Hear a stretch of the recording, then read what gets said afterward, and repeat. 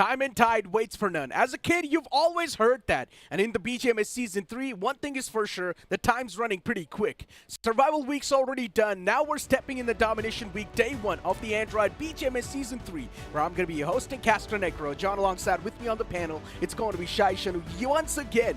And as I mentioned, we're now in the Domination Week once again. And as I mentioned about the players and the domination and stuff like that, yesterday, Revenue Esports and their Impact players, they did quite a lot of stuff for that team. Apparently, they just yoinked a lot of teams out there, specifically in that first map of Erangel, right? When we also saw them not having a lot of finishes in the hands of Flock, but Sensei was on a roll with 5 finishes. But then they decided, you know what, let's feed the last few finishes into the hands of Flock. Got the maximum value out of that Impact player, and he finished things off in such a great style. And speaking of domination and the Impact player, even Ronnie yesterday pulled off a squad wipe that we can never forget. Take down the bounty team, and with that, it was also in the power play section. And not just that, considering he was the Impact player for the team. In total, he managed to acquire 26 points with just taking down 4 players. Until the Stage 2, the entire IQ Soul, they managed to acquire 32 points in just the Stage 2 of the game. Imagine how crazy that is. But the weekend's already over. Now we're inside of the Domination Week, Day 1 itself, where things will be reset. And one thing is for sure, Revenue Esports is moving with a lot of potential and with a lot of momentum.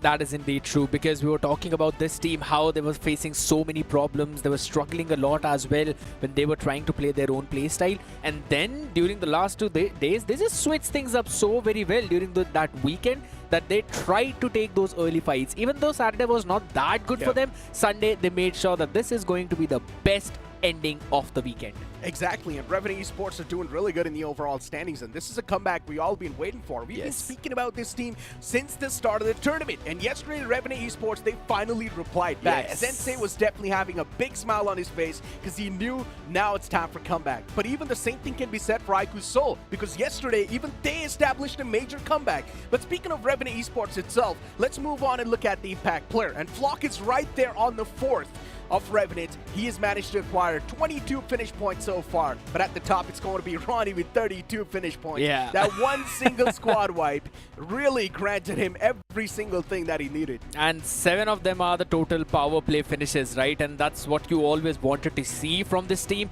Ninja Boy on the other side of the spectrum only has 4 in the power play, but still had a lot of impact later on. And once we'll move all the way down, Sarang and Mac along with Admino, these 3 are the only Impact players that were not able to get even a single finish during the entire 2 days. So that is a big red signal for all 3 of these teams, man. I mean, not just Sarang, man. The entire Team X-Park, they're not able to do a lot. They're getting eliminated off the rip like that. And you know what?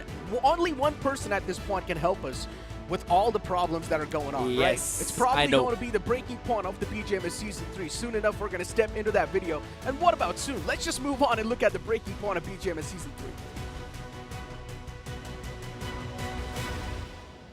Super Sunday was full of intense action.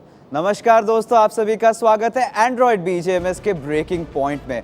आज हम break करने वाले हैं कुछ early fights जो हमने एरैंगल में देखी थी, एंड सबके मन में सवाल चल रहा था कि टीम गॉडलाइक इतने बेहतरीन मोमेंटम होने के बावजूद भी कैसे वो फाइट्स हार गई। तो चलिए इस सिचुएशन को एक्सप्लेन भी करते हैं। आप देखिए, पहले तो गॉडलाइक ने गॉडस्ट्रेन के एक खिलाड़ी को वहाँ पे डाउन किया था, दे वर रिट्रीटिंग, बट हुआ प्रॉब्लम क्या कि एडमिनो हो गए थे डाउन। उसके बाद एंटिटी आप देखिए कितना लाजवाब सेटअप उनके द्वारा हमें देखने को मिल रहा है इस सिचुएशन के अंदर, और फिर से किस तरीके से वो जो घिराव बनाया है यहाँ पे और प्लेयर्स के ऊपर किस तरीके से चढ़ेंगे, वो हम आगे जैसे क्लिप्स बढ़ेंगे तब हम लोग नोटिस करेंगे। देखिए पूरा सराउंड करके रखा, ध्यान दीजिएगा इनके सिनर्जी के ऊपर। यहाँ पे जॉनथन डाउन हो गए थे। अब इसी ठीक मोमेंट पे ज़ीगॉड ने एक बहुत ही क्रूशियल फ्रैग निकाला था, फिर हो गई थोड़ी सी भूल चूक, क्योंकि यहाँ पे पंख, चलिए इसके बाद एक 1v1 ड्यूएल तो जीतेंगे, बट ठीक नेक्स्ट मोमेंट पे आप नोटिस करना कितना लाजवाब ट्रेड पोटेंशियल भी देखने को मिलता है सोमराज के द्वारा। And this was that window जहाँ पे ज़ीगॉड के पास वो कॉम्पाउंड के ऊपर का जो हल्का सा बालकनी है ना, वहाँ से अगर आके ट्रेड ले सकते थे तो शायद पूरी काया पलट हो सकती थी, बट अनफॉर्चुनेटली वैसा कुछ हो नहीं पाया। बट स्टिल ज़ीगॉड ने कोशिश भरपूर की थी, फाइट्स जितना हो सके निकाला था, बट मैन एडवांटेज था नहीं, and Godlike lost that fight. But यहाँ पे हम देखेंगे कि सेंसे और उनकी सेना कितनी ज़्यादा नॉटी है।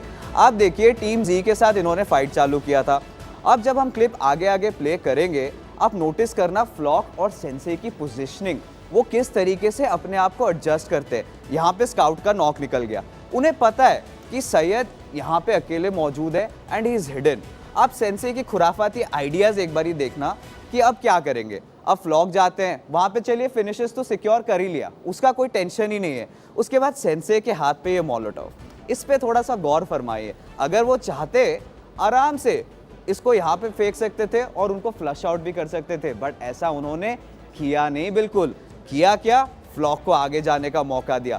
फ्लॉक के हाथ पे भी ग्रेनेड था एंड यहाँ पे डालेंगे, फ्लश आउट भी करेंगे। फिर सेंसे ने क्या किया, आप देखिए, ये मोलोटोव जो कुक किया था इधर फेंक दिया कि नहीं, हमें वो फिनिश चाहिए ही नहीं, फ्लॉक आप ही ले। और ये जो सिलसिला था ना, यहीं पे रुका नहीं था, वो आखिर के एंड फाइट्स में भी हम लोग को देखने को मिला था, जहां पे फ्लॉक को उन्होंने पीछे रखा था। इम्पैक्ट प्लेयर का पूरा फायदा कोई सेंसे से ही सिखा सकता है कि यहाँ पे कैसे उठाना है। अगर हम आगे क्लिप में बढ़े नेक्स्ट मोमेंट, आप देखिए आराम से जाते हैं, सैयद की गाड़ी फोड़ देते हैं और वो भी खत्म हो जाते हैं।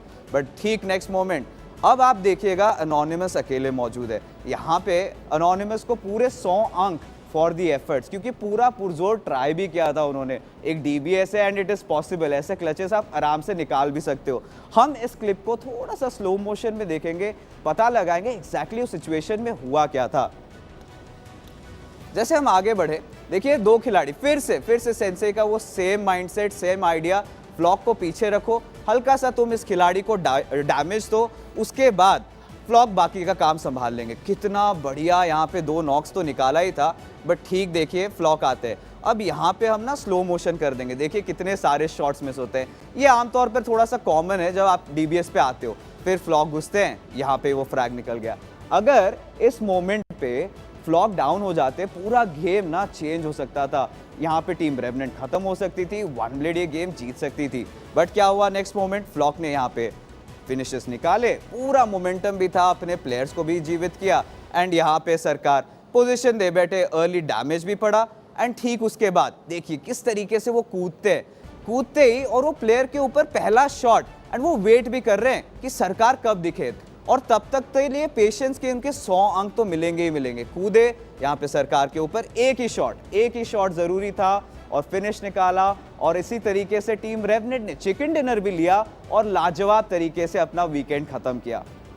I mean, Revenant Esports was looking pretty refined until that final moment arrived against Anonymous, where Flock whiffed a lot of shots. S12K just emptied the entire magazine, still wasn't able to secure the knockout, then pulls out the M416, and then finally gets the knockout and the confirmation. But jokes apart, in general, Revenant Esports had a really fantastic game, nothing taken away from that. But even the same thing can be said for the side of Entity, where they ruled out the players of Godlike in a proper 4-on-4 fight. They straight up made sure that Godlike is going to be unparalleled against them. Absolutely. They made sure as well to utilize those extra bit of nades as well to flush out Z-God at the end moments too, not letting him pull off some of his own shenanigans with that shotgun, just what Anonymous tried to do, right? But again, since we've been talking about the players that have had one of the maximum impact for the last 2 days, I would 100% say it was Hunters from the side of Reckoning, because that man pulled off a massacre over on Saturday, if I'm not wrong, on the map of Miramar. But even after that, I think so Revenant, with the way how they started things versus how they're going right now, they have improved a lot. Hands down, they've improved a lot. I mean, in the opening week, they just played 6 matches, so not a lot can be said off of that. But then moving on forward towards Survival Week, you can clearly see 15 matches, 53 finishes, 36 placement points, and 116 points in total. Revenant Esports, they've indeed had a banger week 1 itself. But moving forward towards the Domination Week, the reason why we've given this week as the Domination Week name is because now you cannot make any sort of mistakes. You need to make sure that you're dominating from day 1 itself. Here's a fun thing, you know, there's one small leak I really wanted to bring out. I was having a conversation with Sensei as well, and I was talking to him as to what the future plans of Revenant is going to look like for the upcoming week. And he did mention that he's absolutely fine not coming into the top 4 so early on. He'd probably wait for the last couple of days, and then they try to breach into that top 4 to just get that qualification. And it's not just him, right? I think so a lot of those teams, they've kind of got the similar idea and similar mindset to stay in that 6th to 10th position and then breach in. I mean, I understand what Sensei's trying to say over here, but he's not the only man thinking the same way. There's a lot of teams thinking that same way. Yes. Sensei needs to understand, as the time keeps him passing by, it's going to be really tough to squeeze yourself in that top 4 because True. teams are going to try even harder and harder. So many teams on the day one of the league stage itself mentioned that, yeah, we're just taking things for fun. Till the final day as well, they were saying the same thing, that, yeah, we're just having a lot of fun inside of the Battlegrounds. But as the Domination week now arrives, teams will start to tighten things up a lot more when it comes to the defensive aspect and when it comes to the aggressive aspect as well. So this is what Sensei needs to realize, that not just he is the only one who's thinking that same way. All the other teams as well are also sort of thinking the same way. Yeah, I get that idea as well, because there are two mindsets that we see for the teams. First is to just stay on the first page and then end up in the top 4 on the last day. The second one is obviously where we also heard Orangutan, if I'm not wrong, mentioning that they're fine playing the playoffs to get that extra bit of synergy. So I think so both of the ideas are fun in their own way. Exactly. Even CG said the same thing, right? The players themselves mentioned that, yeah, we also want to play the playoffs. We do not want to miss any sort of stage in this entire tournament. But for now, let's toss to a short break. Don't go anywhere. We'll be right back.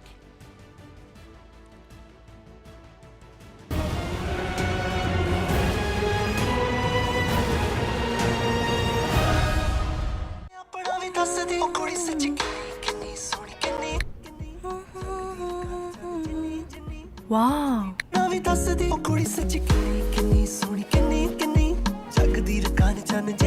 Circle to search. Only on Android. Red Bull gives you wings. Another day, another road, and we go. A ride with a win, moving up, we know where to begin. Wicked on the wheels, get wicked on the wheels. On a ride we go. Wicked on the wheels, get wicked on the wheels. Another day, another road, and we go. Everywhere I go, dirt and pollution dull my skin. Domination Turbo Bright Double Action Face Wash. 2x brightening power.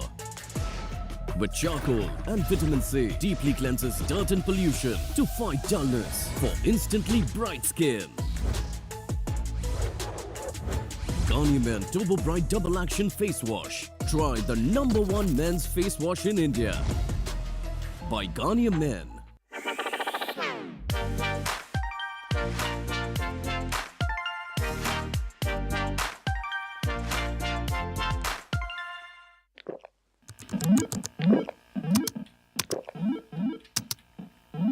Red Bull gives you wings.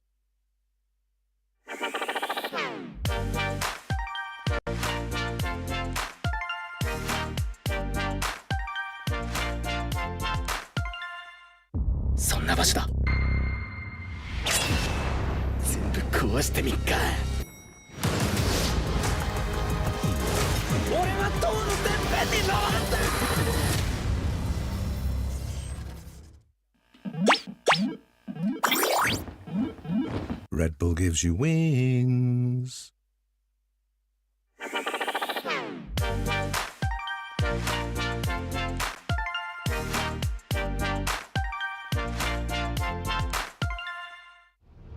Everywhere I go, dirt and pollution dull my skin. Garnier Men Turbo Bright Double Action Face Wash with charcoal and vitamin C. Deeply cleanses dirt and pollution for instantly bright skin. Try the #1 men's face wash in India. Garnier Men Turbo Bright Double Action Face Wash by Garnier Men. What's up, everyone? Come on in. I got 100 ways that I could make you look. You cannot read me. I ain't no page in a book. But there's 100 ways that I could make you look. Wow. Make you make you look. Wow. Look, make you look.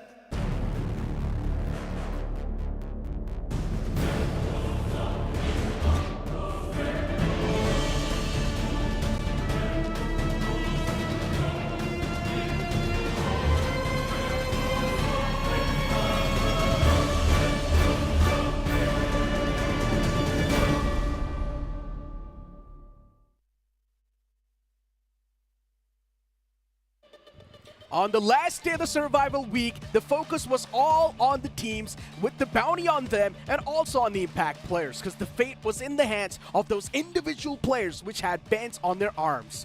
Everything went well, but Revenue Esports, they performed really nicely. And you talk about the impactful performance, even Ronnie had some great moments. But the action kicked off in the map of Erangel, where off the rip it was Team Tamilas up against 8-Bit, and as usual, 8-Bit once again struggling to gain their form back. Then later on, Hero Extreme Godlike, they faced off against the players of Entity, and even they started to struggle too much as they were proven unparalleled. Entity with the perfect play as well, making sure that they were the ones to wipe them out, but Anonymous almost pulled a 1v3 clutch and getting his team a chicken dinner. Unfortunately, it was Flock on the other side with a quick slay of hand, switching the weapon and finishing the player off.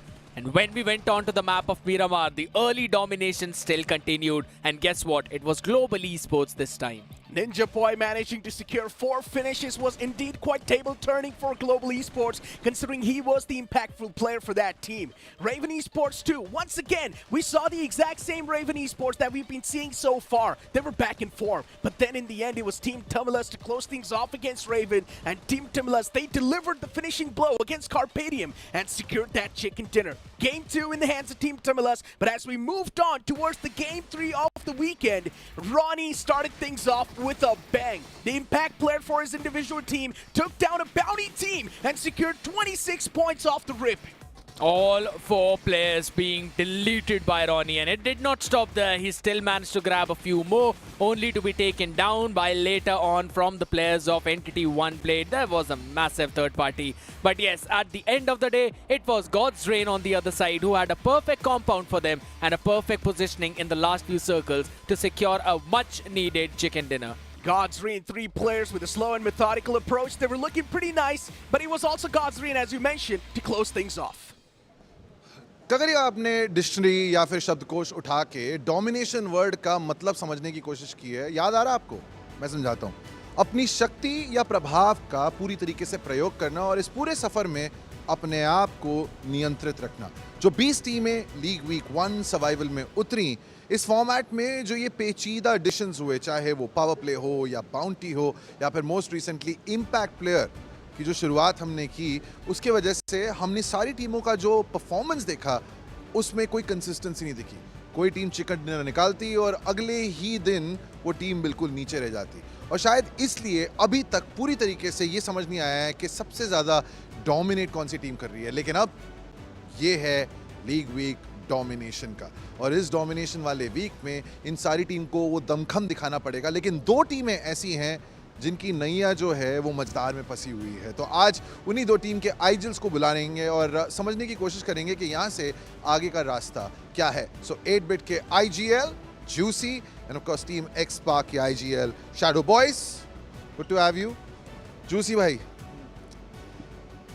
आप हमेशा मुस्कुराते and we have always known you as this smiling guy, लेकिन जिस तरीके से performance जा रही है और अब आप लोग बिल्कुल बॉटम 2 में हैं इनके साथ, क्या वो मुस्कुराहट अभी भी बरकरार है? टीम के साथ क्या बातचीत चल रही है? देखो, मुस्कुराहट तो बरकरार ही है। मतलब हम लोगों ने सबको शो कर दिया था वीक 1 में कि हम लोग किस चीज़ के कैपेबल है, एंड बस यही है कि थोड़ा इस वीक में हमारा लाइक टीममेट भी एक थोड़ा हेल्थ वाइज ठीक नहीं था एंड थोड़े बहुत इश्यूज आ रहे थे, बट इतना कुछ वो बात नहीं है टेंशन वाली।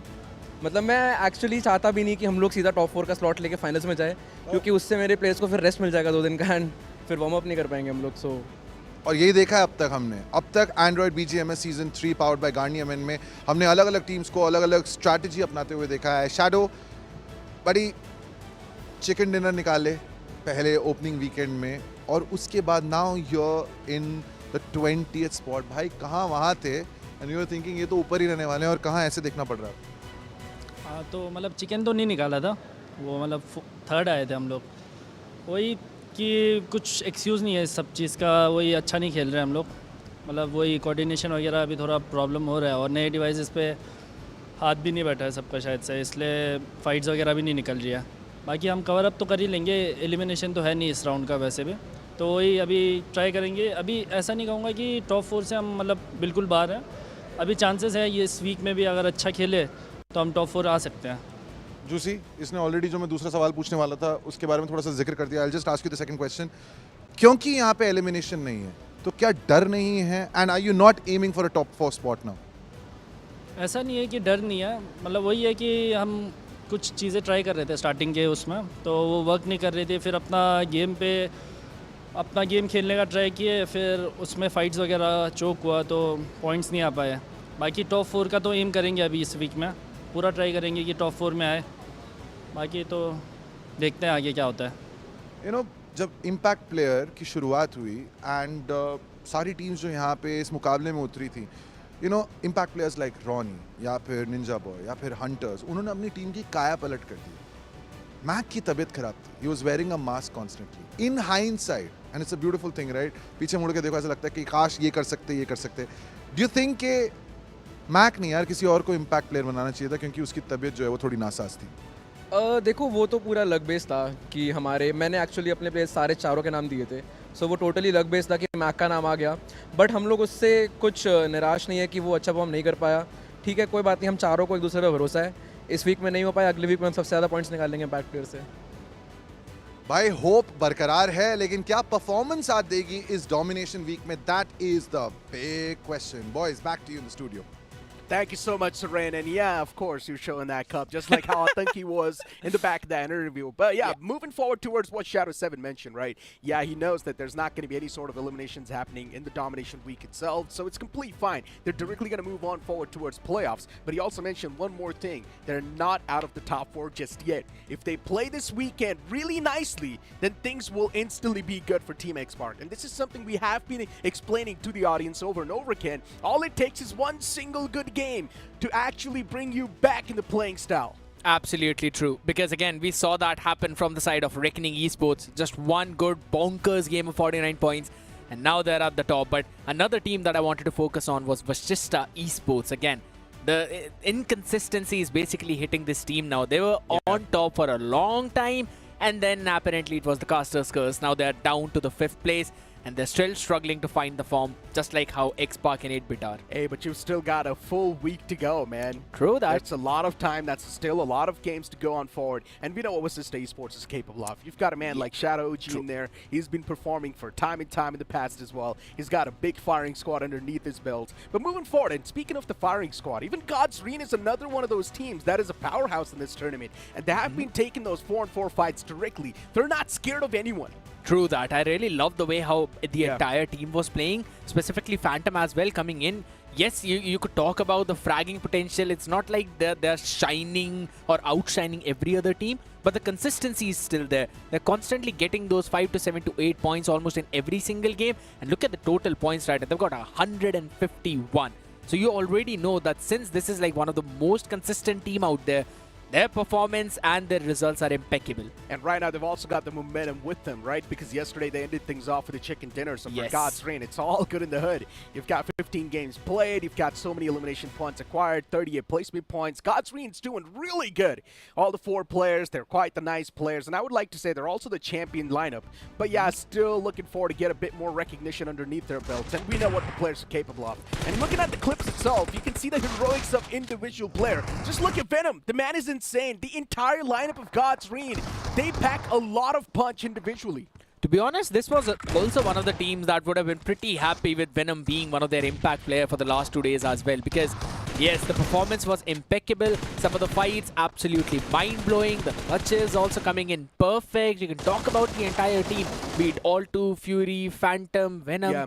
We've seen so many times how this team performs. I would like to touch up on the past a little bit, right? Especially on Altu. This man used to be the med strat guy for the team. Oh, he used to always stay in the back in 2023, try and rack up as many meds as possible. You will never see this man in a fight. But now when it came to the stance where now the team needs to go for the fights, Altu is also the man who's doing so good. This man is an all-rounder. He's just really good. And that's the whole point about this team. We saw back when they were playing under the banner of Kemin as well, they used to never jump into the circle for the first 2 games. Rather would jump in after the stage 3. Exactly. But the schedule of the day in our screens, and you guys also saw we're going to kick things off for the map of Erangel. It's going to be the classic start as usual, but As we mentioned, there's a reason why we called week 2 as the domination week. Now the room for error is going to be next to none. You cannot afford to screw up even once if you're there on the latter half of the board. The teams on the first half, maybe there will be a bit of that room for error, but still, why would you want to rely on that, right? Absolutely true. You would really want to make sure that you have the best possible opportunity in this situation. And guess what provides you that best opportunity? Oh yeah, that's going to be the Samsung Galaxy S24 Ultra device, and the players are also playing on this device. Super smooth experience when it comes to gaming. Before now, it's time for us to toss to a short break. Don't go anywhere. We'll be right back.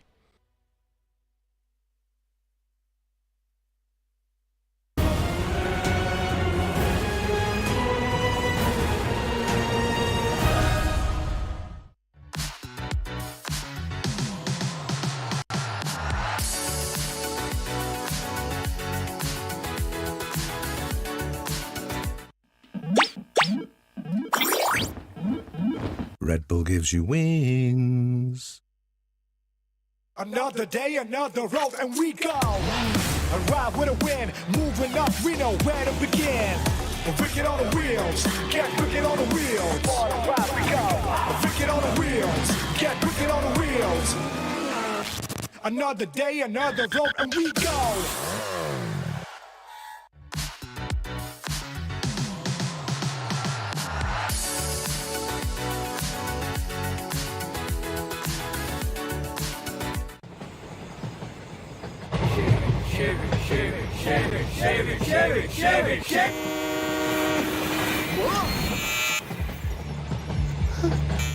What's the worst that could happen? What's the best that could happen?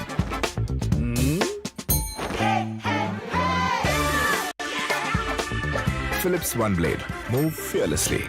Innovation and you. Philips.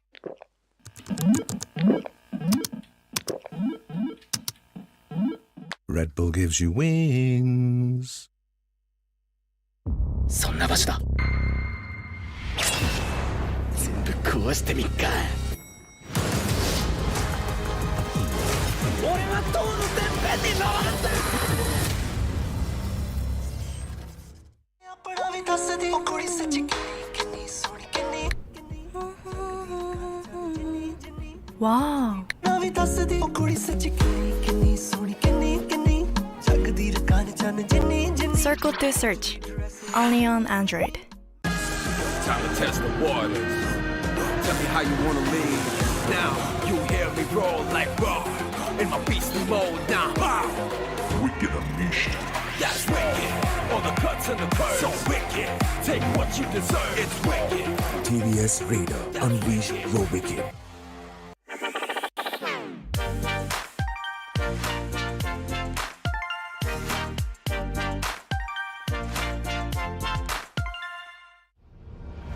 Everywhere I go, dirt and pollution dull my skin.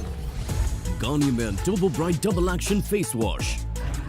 2x brightening power. With charcoal and vitamin C, deeply cleanses dirt and pollution to fight dullness for instantly bright skin. Garnier Men Turbo Bright Double Action Face Wash. Try the #1 men's face wash in India. By Garnier Men. What's up, everyone? Come on in. I got 100 ways that I could make you look. You cannot read me, I ain't no page in a book. But there's 100 ways that I could make you look. Wow.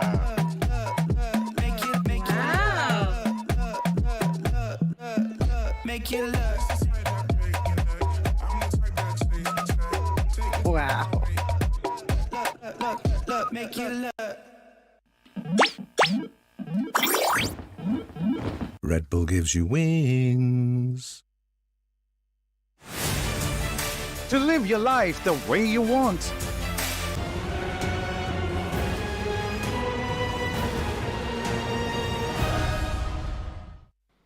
I mean, just look at that beauty. Before we move on to the Game 1 itself, we've got a bit of an announcement to make, and that's going to be TVS Raider is our partner for this entire BGMS Season 3. And that Iron Man edition looks just absolutely wicked. And not just that, even the Black Panther edition also looks super cool. But yeah, we're just moments away from stepping inside of the first game of the day to this Domination Week. And well, which team do you think is going to be the one to hold the cake? That's a pretty good question as well, because again, we've got groups A, B, C, and D this time around. There's no group E, so I can't pick Revenant, Global Esports Entity, or Mogo. Because again, all these teams, apart from just one, 3 of them have been performing really good. But if you were to ask me right now who's going to dominate this Erangel, I don't know, man. I guess I'm getting a bit weird feeling, but I think maybe this could be a game where 8-bit show their comeback. 8-bit. And speaking of them, you've got them on the screen right there. Every single man, they seem like they're super focused. They're ready for this battle. Looking at Ronnie himself, a man who pulled off that one single squad wipe. And he was also the impact player, and he did that in the power play system itself. So Ronnie, the man is definitely rocking for IQ Soul right now. But moving forward towards Team X Spark, still concerned faces. For God's Reign, they're doing really good in their 4-on-4 fights. But you never know what the Game 1 of the Domination week holds into itself. As we step inside of the Game 1, the plane flat path starts all the way from Hospital towards Yasna Poliana. The teams, if they do want to move down south, well, you're in a big trouble. Luckily enough, Mogo Esports isn't playing this one. And did I just say that I'm getting a weird feeling that 8-bit might have it in their bag possibly? I mean, they don't even have their drop location in their bag after this plane fly path. But yeah, since we are talking about it, I mean, if GE was there, I would have said Severny is a pretty good location for them. But again, looking over towards the side of Yasnaya Polyana, I don't think so we're going to see any drop collision there. If you are Carnival Gaming, Gatka is also within the reach, not a big problem. I think so the only early engagement we might see would probably be between Team Tamilas and 8-bit, because they both want to drop over towards down south, and they right now occupy the western areas, want to look for those vehicles. WSP as well, moving towards Pachinki. There's one more team right next to him. Carpedium. And as usual, it's going to be Carpedium. WSP and Carpedium, as always, once again being super stubborn, they want to face off against each other. But for Carpedium, the odds are stacked with them. But looking at WSP's performance in the past towards that same area, it's not been too great for them. But still, WSP, they do not listen to anyone. They still drop towards that same spot, and they're challenging the team head on. Vasista Esports up against the players in the front, and this fight as well is not looking too great. One blade in a bit of a rough patch, but maybe if they do find the first opening, then things will be really good. Vasista Esports is one of those teams that's doing hot in the overall standings. It will be tough to take down a team with all the confidence in the world. There's this one thing I wanted to talk about Vasista as well, right? Because for the past 2 days, yes, they've been getting those 5 to 10 points, but looking at how all the other teams took a big leap, you could see Vasista getting a bit pale in the comparison. But on the other side, if we really talk about it, they're still at 5th, not too far away, not too far behind, so they can still make it happen. But another team that I really wanted to talk about was, of course, Team Tamilas, but we'll talk about that later, because right now we already see an engage happening maybe. Reckoning Esports was around that vicinity, but one blade. They're still in that same spot, pinned down. And speaking of Reckoning themselves, you've got the players on the screen. Viper, Hunters, Gravity, Immortal. Every single player, we know what they're capable of. And Reckoning Esports, they've already kicked things off. Here we go. Team Z, ready for some salt on top of the wounds? Of course Viper does that. Addy taking down the man who's supposed to be the opening fragger for Team Z is not in the game anymore. And Reckoning Esports' cavalry is quite quick. The fragger's body was opened up with the bullet wounds out there. And they probably want to capture a few extra points as well. So they're kind of trying to go in for that fight too. And I do remember what happened last time when Entity faced off against Team Z, but that time it was a 4v4. But oh my goodness, Scout. This is really brilliant from WSP. Two of the players not even moving an inch. There's just one man moving inside of that building, letting the opponents know that, yeah, I'm the only one who's in front of you. So that the opponents think that, yeah, they can go for this isolated duel, but then when they step inside of that building, it will be a firing squad of WSP ready to welcome. But hold on to that thought. Team Z, they've already been eliminated from the game. Reckoning Esports with 4 points to kick things off. That's 8 in total. Beautiful beginning coming in for their side, but again, the silence has been broken for the fight that you were just mentioning, as Pukar as well catches another player. It does not matter if it's a trap. This man will jump in only to destroy the trap. Yeah, now this is the concern, right? WSP, they played it so passive, they played it so safe, they used every single strat in their book, and still they're not able to win the duel. And I'm not sure what they can do to try and come out on top this time. The Fallen Man will be back up on his feet for WSP. Zerf is there, looking pretty solid and healthy. Shikari Jod looking forward to stop that push on the stairs. He's got a shotgun to help him. And look at Fierce. This man single-handedly is manhandling Trigger at this point. And he's not able to do anything. Trigger pops out and he still loses that duel. How is that even possible, Trigger? You're not supposed to lose that duel, especially when the opponent was in a big disadvantage.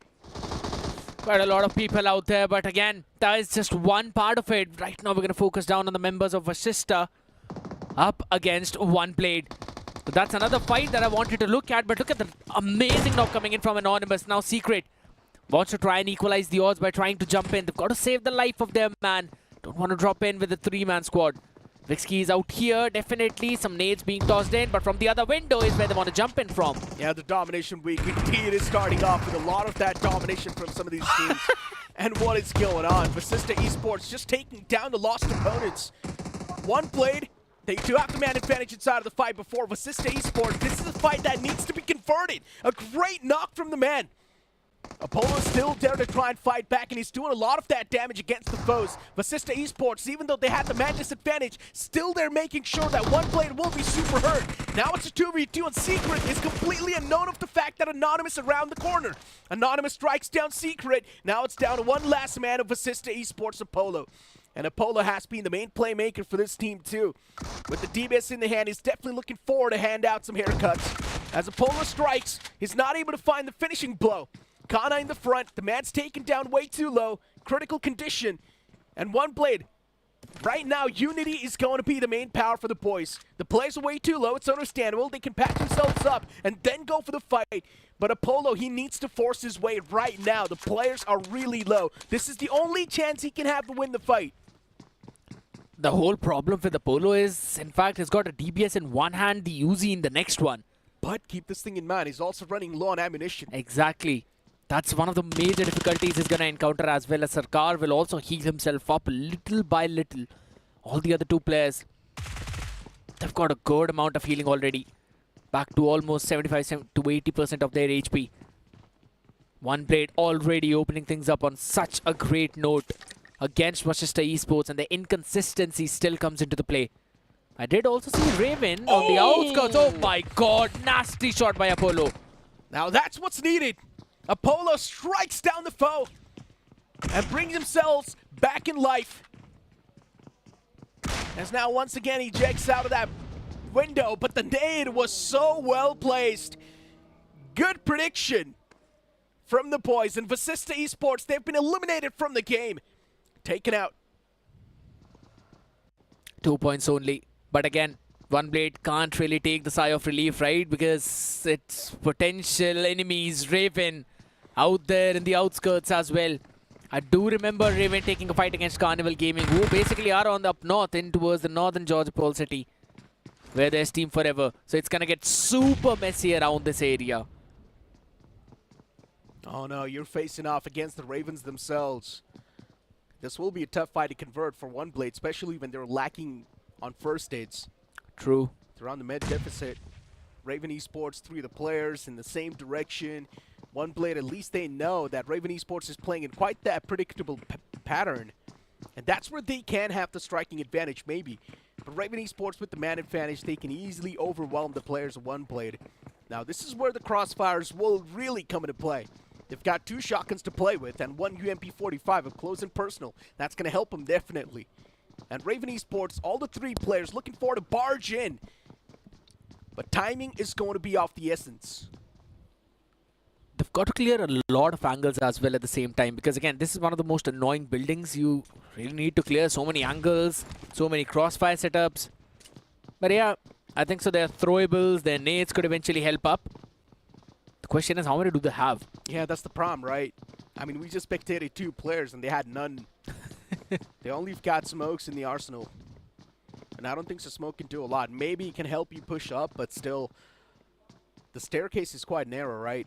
To spam that staircase is way too easy. Yes. You can easily be taken down. So, Raven Esports, they know they're in a big disadvantage in this fight. And at this point in time, they're just wasting a lot of their own essential moments. It's better to just back away, focus on the zone, maybe focus on some better fights that they can take inside of the game. This fight is being elongated too long. True.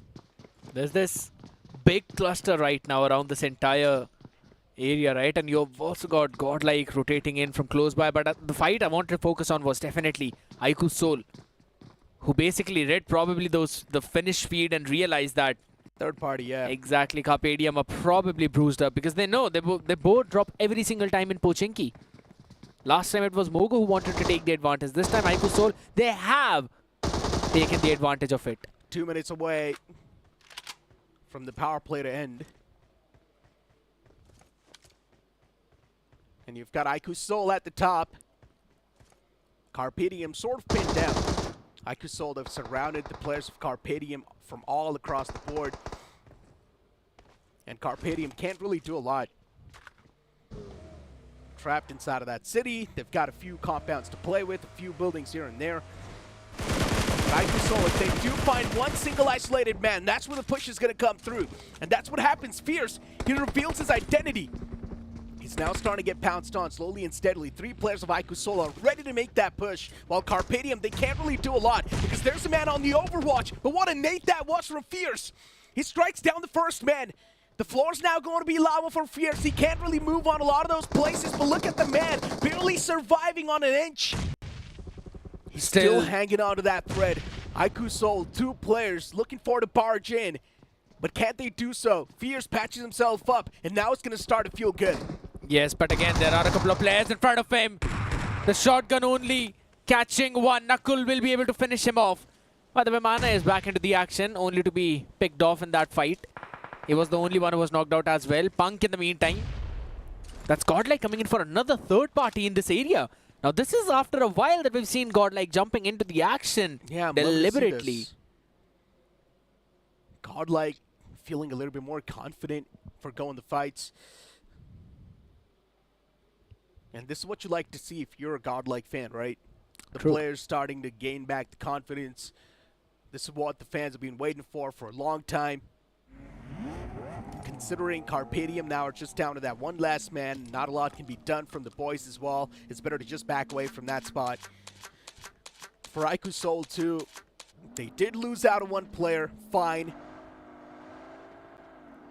But they've still got 3 more players to try and defend the ground against Godlike.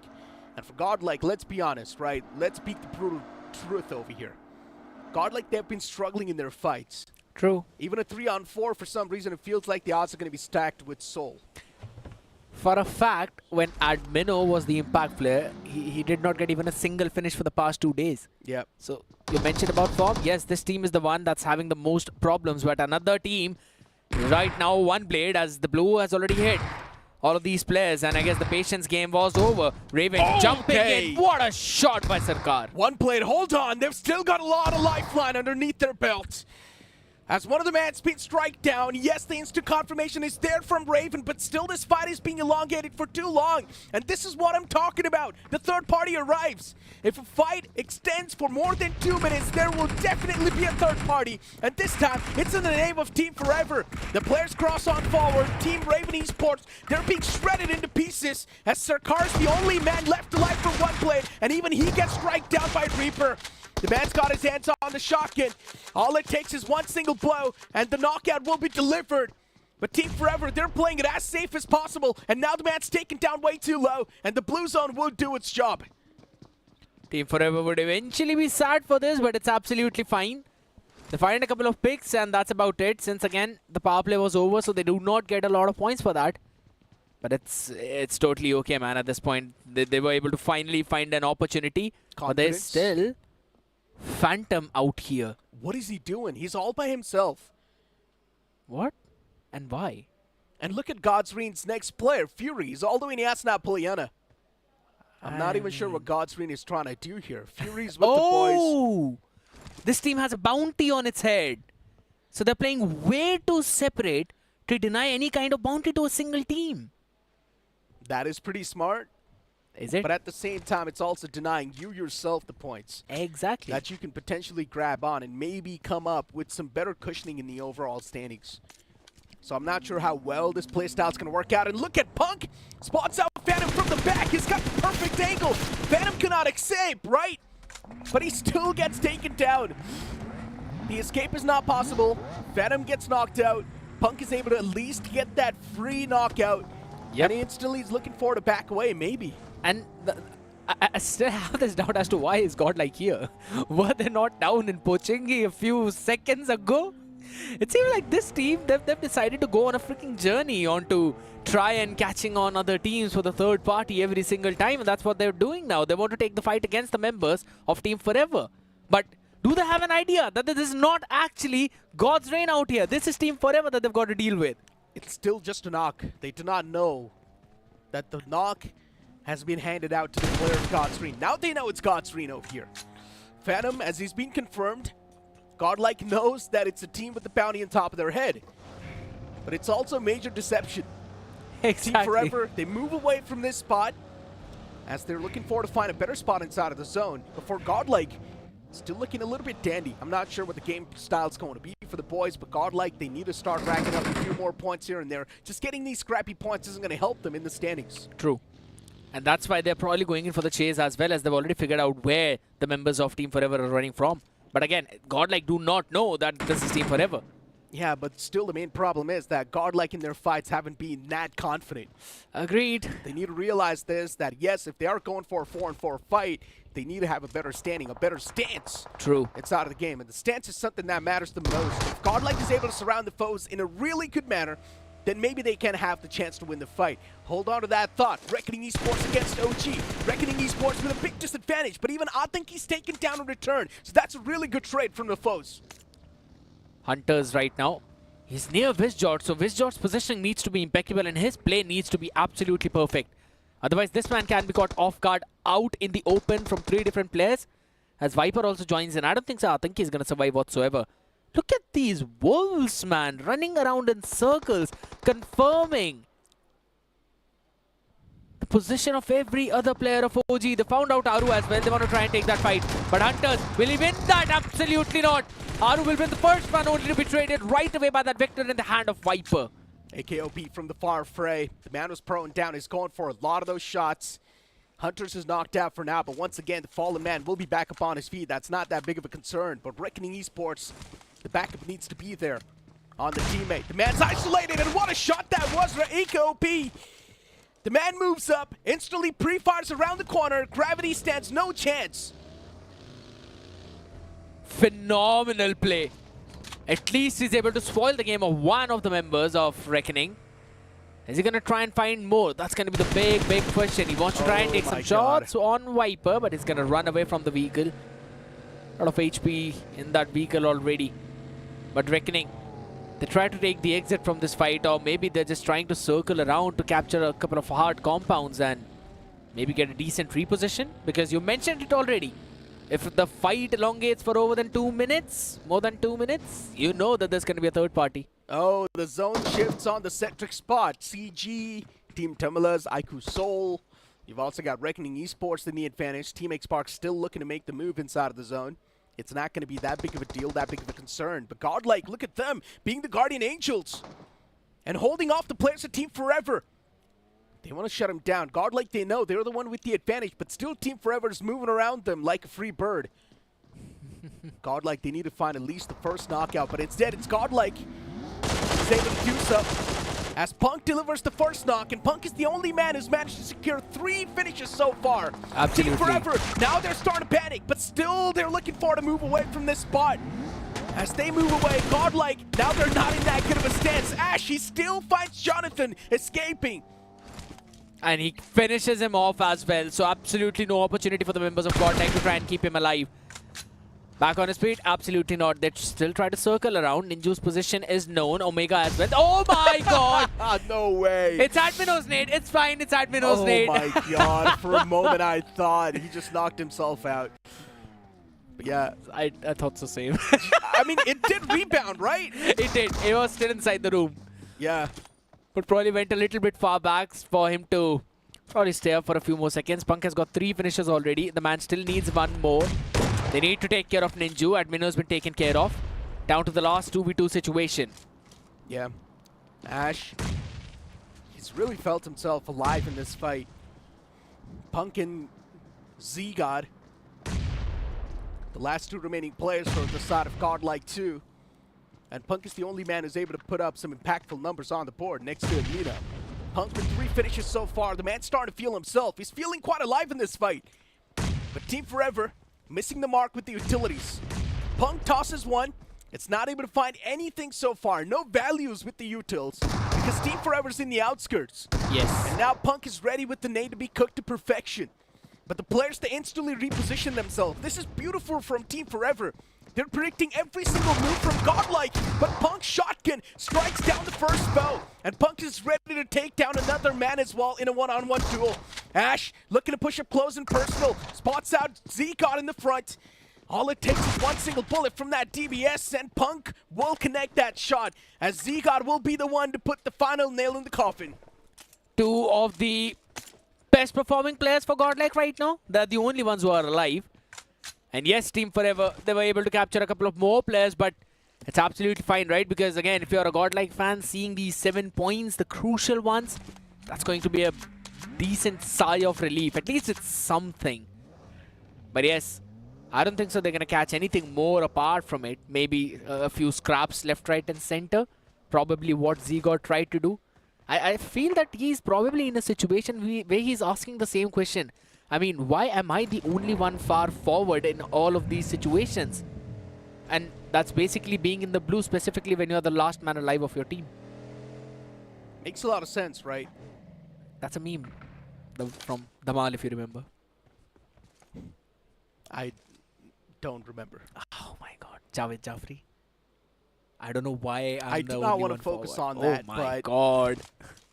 Yeah, I mean, speaking for Godlike right now, Uh-huh. they do have a decent amount of finishes on the name, but just 7 points in total. Now, that's a bit of a concern. They did get those finish points, but not in the power play. True. They should have went a little bit more aggressive early on. The only reason why Godlike isn't able to do so is because their drop is way too isolated towards Kamishki. And that's stopping them from being really aggressive early on.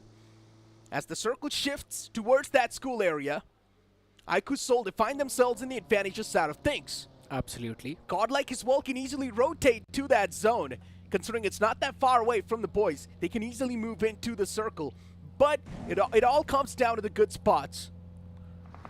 And it also is a situation where you can eventually try to find a good spot, but at the same time, it would either be occupied by other teams or you don't even have the firepower to hold the spots. That's the big thing. But again, talk about a team that has got a good amount of advantage in the situations like this. It's Team Tamilas. Again, you're seeing them already inside the circle, hearing all the commotion that's happening around them, be it OG, Carnival, Team X-Pac as well. You could say, finally, after a long time, we're seeing this team over towards the last few circles, right? Normally, we see this team being eliminated, but Aiku's Soul being fired upon by the members of Carnival Gaming. I don't really feel that Carnival are in a good spot because there's also Reckoning lingering around just down south of Potato. Carnival Gaming, as you mentioned, down south. Yes, they're right there. Team Tamilas, all the 4 players in that one single building. I'm not sure what the game plan is for Team Tamilas. But this is how Team Tamilas likes to play. They like to play it super passive. They like to play it super slow. Team Tamilas, they're not here to take the advantage of the power play too much. They're happy with those 8 points that they accumulated off the rip, and then later on, they're just here to have fun. Team Tamilas once again wiped out 8-bit in the power play itself.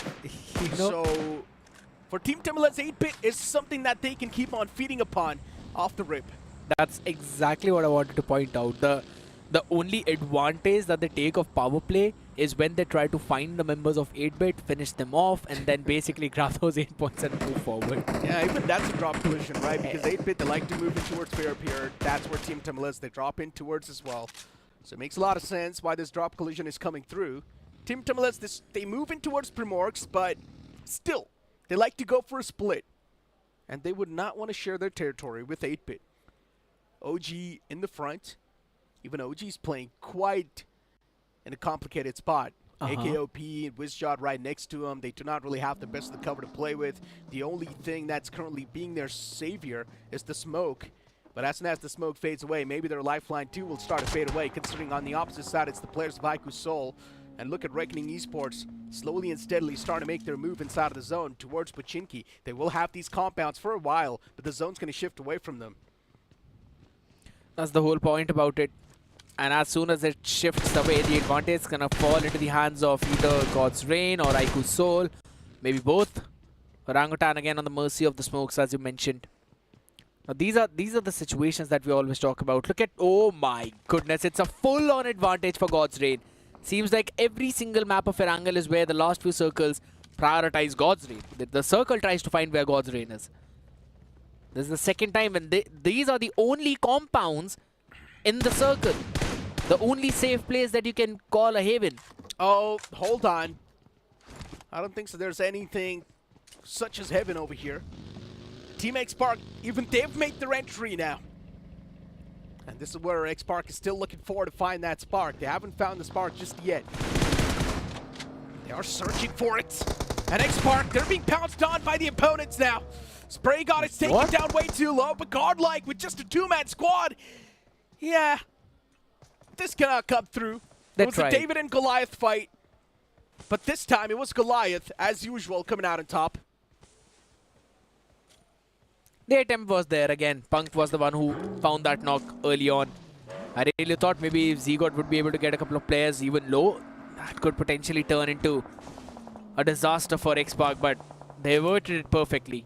Players were low, it's totally okay. They find their first opening points, and that too at stage 5. Now, things have been slow, but they need to change the gears. They need to find as many fights as possible since Carnival Gaming right now being fired upon by the members of Team Tamilas, and there's nothing but open ground in front of Team Tamilas. So I don't know for staying as long as they're staying there is going to help them out, or maybe it's going to be their boon. Carnival Gaming, 3 players still up and alive. They lost out on Neo a while ago. God's Rain, they shut down AKOP. OG's having a rough patch. And as I mentioned, they were just on the mercy of those smokes, right? The smoke fades away. OG, they take an exit from the lobby. Team Tamilas, all the 4 players are now one single compound. The compound's now outside of the zone. Team Tamilas, they will need to leave that comfort zone soon. And CG with the advantage will probably mow them down soon enough. Yes. I don't think so Team Tamilas have any sort of vehicles to back themselves up, so they're screwed. Because again, if they try to move alongside with that ridge line as well towards the foothills of this mountain, it's not going to help them out either ways, because they'd be fired upon by the members of Reckoning. And since we're already talking about them, even in the replay we can see how they were able to finish off the players of Team Z early on when they got a few points. And then it was Team Forever catching the members of Godlike. It definitely rebounded. It definitely rebounded, but it instantly didn't burst. Yeah, so it was the opponent's nade who got the knockout. Yes. The nade bursted. It took down the man himself quite low. Agreed. That's what I mentioned, because even I thought that it was rebounded, but I saw in the finish phase, it was Admino's nade that actually caught the play. I was like, all right. I mean, saves you from the embarrassment early on, but still, it's sort of an embarrassment, right? It is. The only reason why the nade was rebounded is because the man panicked. True. He saw his death approaching him, and he tried to back away, but he had a nade cooking in his hand, so yeah, he just left the button. Indeed, but oh my god, talk about nade. His power catches Goblin, and it's his own team. That's even bad, because X-Park will be bouncing upon all the members now and catching every single one. It's just his power remaining. Back C. Oh, he's got no clue. S-Power's right next to him. The man's driving around. Eventually gets caught by Team Tamilas Fox. And that's it for Carnival Gaming inside of this game. But Team X-Park not in that comfortable spot just yet. A third party as well arrives from the opponents. As they're around this entire area, Team Tamilas, they would need to try and take care of Haiku Soul right here, right now. Team X-Park, they're making sure that it's going to hurt against the players of Team Tamilas. As Team Tamilas, they lose out on one more man. Maxi's knocked out. Mr. Ishield's way too low. Haiku Soul, the knuckle rams in the vehicle as he finds out the second knockout. Team Tamilas down to just this one last glimmer of hope, and even that gets snatched away from them.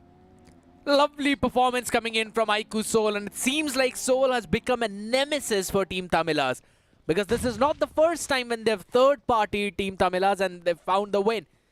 I still remember there was one map previously of Erangel itself, but again, this fight's going to be crucial between Reckoning as well as God's Rain. Both the teams up but I don't know if the bounty is claimable or not. I think so both the players were lost by someone else. Trade rebounding off the rooftop as well, so Reckoning would need to reposition. They need to try to get into those compounds. If the zone shifts towards Soul, this is their chicken dinner. Oh, it's almost in the dead center for both of these teams, but this fight is going to be perfect for Team Soul to grab a third party yet again. Yeah, the zone's out in the open. Reckoning Esports against Godsreen, where Godsreen will sort of have the advantage considering they've got the cover to play with. And Godsreen will probably leave this compound a little bit late compared to the opponents. True. So for Godsreen, you can't say they have that bit of a cushion, that bit of an advantage, but from the far right, it's also going to be IQ Soul raining down death and destruction. How do you avoid that? Do you have any vehicles to rotate out? That's another question you would need to try and deal with. Viper, the nade was being tossed. Unfortunately, it's an overshoot, but this time it catches Venom. Perfectly placed nade is going to give the advantage in the hands of Reckoning Esports, but from the far right, it's IQ Soul taking a lot of shots against Reckoning. Immortal dodges the bullets, but he still gets caught by Altu. Godsreen, they spring back to life as two of the players have been striked down from the players of Reckoning Esports, and now it's all down Hunters, but a beautiful place nade's going to catch another man from Godsreen. Hunters, a man on the mission to try and clutch it out for his team, at least secure the second spot in the game. But Altu has got the revival back onto Venom. So for Godsreen, they once again got the man advantage in the fight. And they also know that Hunters is not giving the revival to Immortal. It's last 1v1, but wait a second. Hunters is the man who's hunting everyone left, right, and center. Perfect possibility, and Venom, he got one with the nade, but does not matter. Now he needs to run away as Hunters is trying to finish him off. Is he going to go in for the revival as well? That's going to be a big question. Absolutely not. The man finishes him off. Even though Nakul is down on his knees now, they know that the zone is in their favor. It's done and dusted. Soul is getting the chicken dinner. But what a way and what a play from Reckoning. Soul. I mean, patience paying off in the end for them. IQ Soul, they did not really take a lot of advantage of the power play, which could have granted them more points. But IQ Soul still went for that finishing blow. They got that chicken dinner, and now things are looking much better for the entire team. And this is what you like to see from the boys, right? IQ Soul, a banner, such big in the community, and now finally IQ Soul is back in the race. They're definitely looking forward to be in that top four. IGL change, Manya back, and they got a chicken dinner. Yeah. Well, you know what? Let's move on to the stage for a short bit of interview with, of course, the IGL himself and with the other guys. हाँ जी, बहुत वक्त लगा, लेकिन finally chicken dinner जो आपके नाम आ चुका है भाई. अब ना सब पीछे यही सवाल पूछ रहे हैं, अब तक क्यों नहीं आए थे जब चिकन डिनर निकालना इतना आसान लग रहा था तुमको एंड में? आसान थोड़ी है, वो लक था. आसान तो नहीं है, लेकिन तुम्हारे आते ही टीम जो चिकन डिनर निकाल ली है, they clearly missed you. Luck था, ऑडियंस का प्यार था, वो वेट कर रहे थे. लेकिन आते ही इतनी अच्छी परफॉर्मेंस देना, और साथ में Nakul was already doing well. क्या ऐसा लग रहा है कि जितने भी टारगेट्स थे या जितने भी तुम लोगों ने सोच के साथ उतरे थे, वो सारी चीज़ें जो हैं इस मैच में बिल्कुल सही सटीक बैठी हैं? हम कुछ सोच के नहीं उतरे थे. मैंने, मुझे ऐसा लग रहा है कि वापस तो आ गया है, लेकिन मूड अभी भी पूरी तरीके से सेट नहीं हुआ. हो जाएगा धीरे धीरे, हो जाएगा धीरे धीरे. चल, मैं नकुल से ही पूछ लेता हूँ भाई. वो IGL है, लेकिन ऐसा ना थोड़ा सा खोया खोया सा लग रहा है. So I just want to ask you कि मन्या वापस आया है कि आते ही जिस तरीके से तुम लोगों ने एक बहुत ही अमेजिंग गेम प्ले दिखाया है, क्या कोई भी दिक्कत नहीं आई थी just to get that synergy again? नहीं, कोई दिक्कत नहीं आई थी, क्योंकि हम इतना टाइम खेले साथ में, तो हम सबको पता ही है कि कब क्या करना है, और अब तो IGL है ही बताने के लिए. यार लास्ट जो 3-वे बैटल था उसमें रेकनिंग भी थी और गॉड्सरेन भी थी, एंड दोनों टीम्स जो हैं वो लीडर बोर्ड पे बिल्कुल 1 and 2nd पोजीशन पे हैं. तो कहीं पे ऐसा लग रहा था ये चूक नहीं होनी चाहिए यहाँ पे. हाँ, मतलब मेरे को कॉल आई थी कि एक बंदा आगे जाके नेटिंग में वगैरह करो वॉल पे जाके, तो मैं चला गया और ये दोनों जोन में थे, उनको जोन आना था तो ये दोनों बैठे थे. एंड क्योंकि सर्कल पूरी तरीके से तुम्हारे नियंत्रण में था, यही इसी वर्ड के साथ शुरुआत की थी ना डोमिनेशन वीक की. डिड यू फील दैट ये तो अपना है? हाँ गाइस, कॉन्फिडेंस है. Soul getting that chicken dinner, Manya is back. इससे बेहतर क्या हो सकता है? Time for little breather.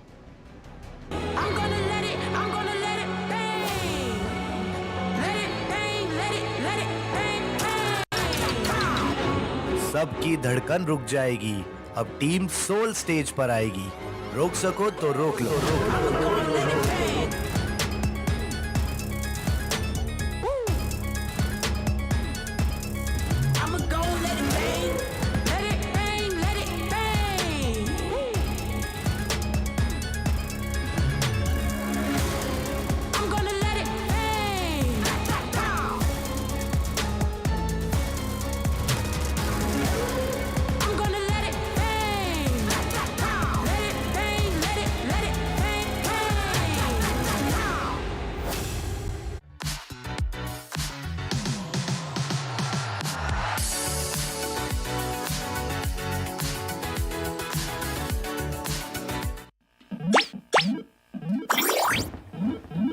Red Bull gives you wings. Another day, another road, and we go. Arrive with a win, moving up, we know where to begin. Wicked on the wheels, get wicked on the wheels. Arrive we go. Wicked on the wheels, get wicked on the wheels. Another day, another road, and we go. Shake it, shake it, shake it, shake it, shake it, shake it, shake it.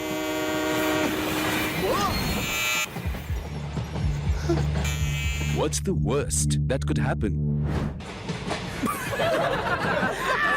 What's the best that could happen?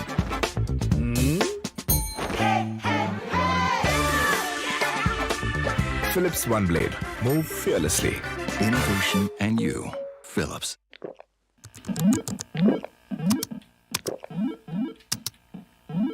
Red Bull gives you wings. そんな場所だ全部壊してみっか俺は塔のてっぺんに登るんだਆਪਣਾ ਵੀ ਦੱਸ ਦੇ ਉਹ ਕੁੜੀ ਸੱਚੀ ਕਿੰਨੀ ਸੋਹਣੀ ਕਿੰਨੀ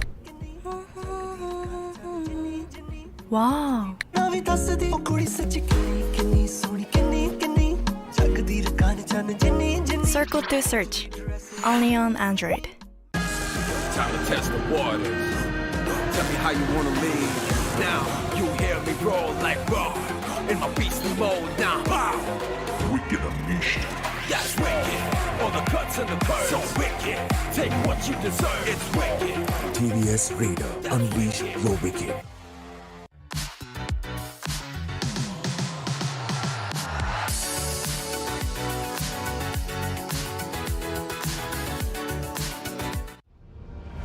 Everywhere I go, dirt and pollution dull my skin. Garnier Men Turbo Bright Double Action Face Wash. 2x brightening power. With charcoal and vitamin C, deeply cleanses dirt and pollution to fight dullness for instantly bright skin. Garnier Men Turbo Bright Double Action Face Wash. Try the #1 men's face wash in India. By Garnier Men. What's up, everyone? Come on in. I got 100 ways that I could make you look.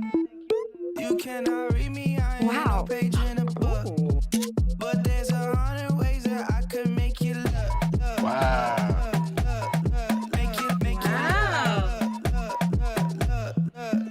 Make you look. Wow. Look, make you look. Red Bull gives you wings. To live your life the way you want.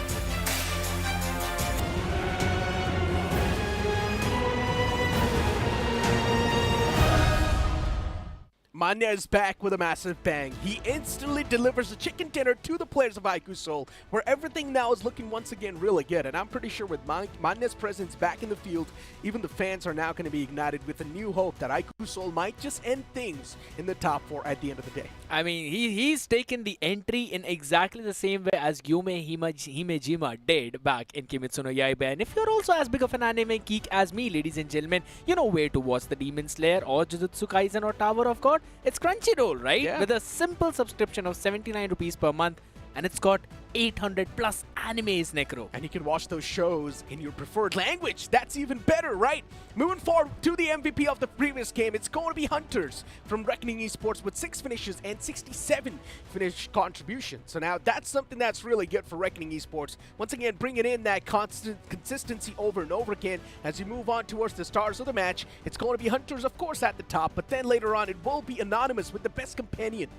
Absolutely. No one for the finisher this time because, again, the last player was taken down by the circle. And another smart strategy coming in from Reckoning, not allowing Soul to take that one additional point off of him, right?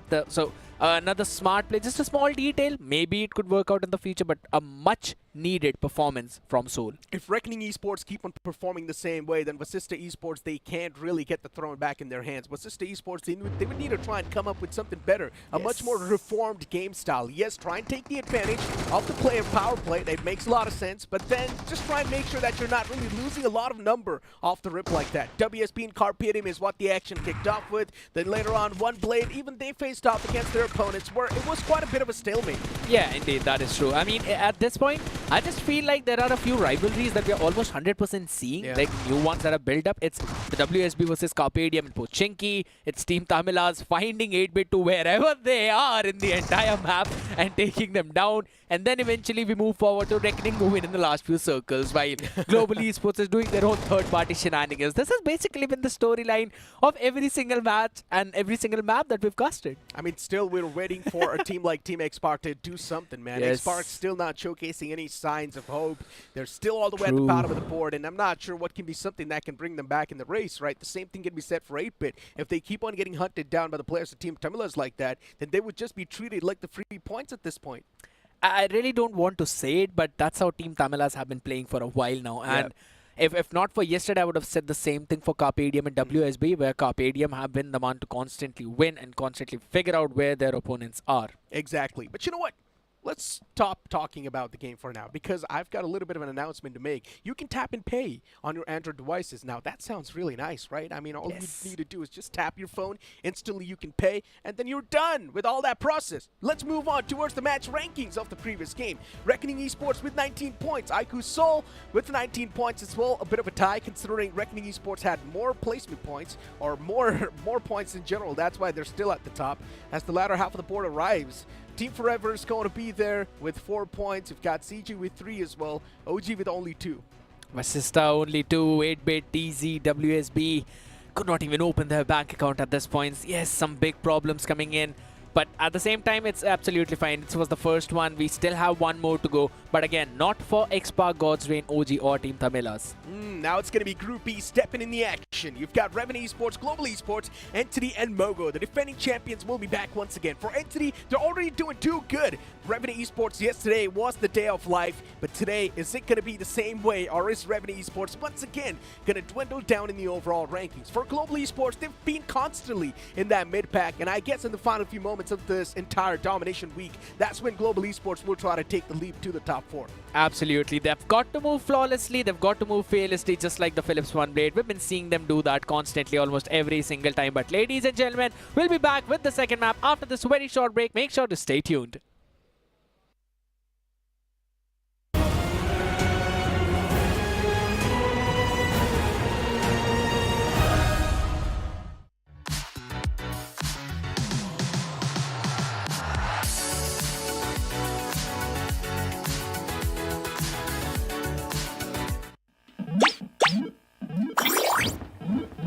Red Bull gives you wings.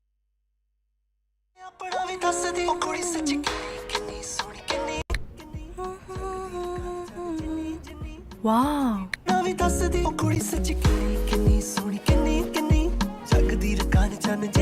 Circle to search. Only on Android. Another day, another road, and we go. A ride with a win, moving up, we know where to begin. Wicked on the wheels, get wicked on the wheels. Ride we go. Wicked on the wheels, get wicked on the wheels. Another day, another road, and we go. Shake it, shake it, shake it, shake it, shake it, shake it, shake it.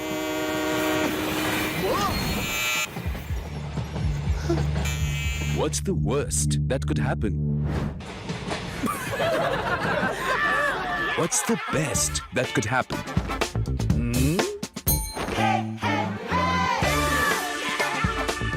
Philips One Blade. Move fearlessly.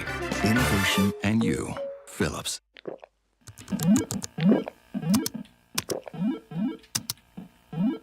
Red Bull gives you wings.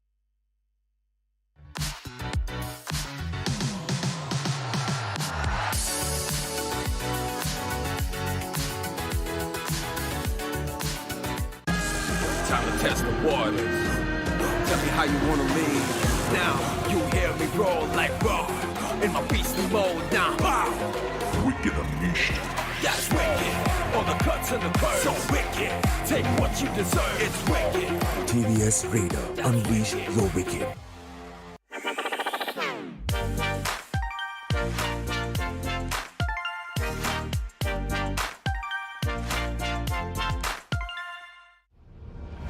Everywhere I go, dirt and pollution dull my skin.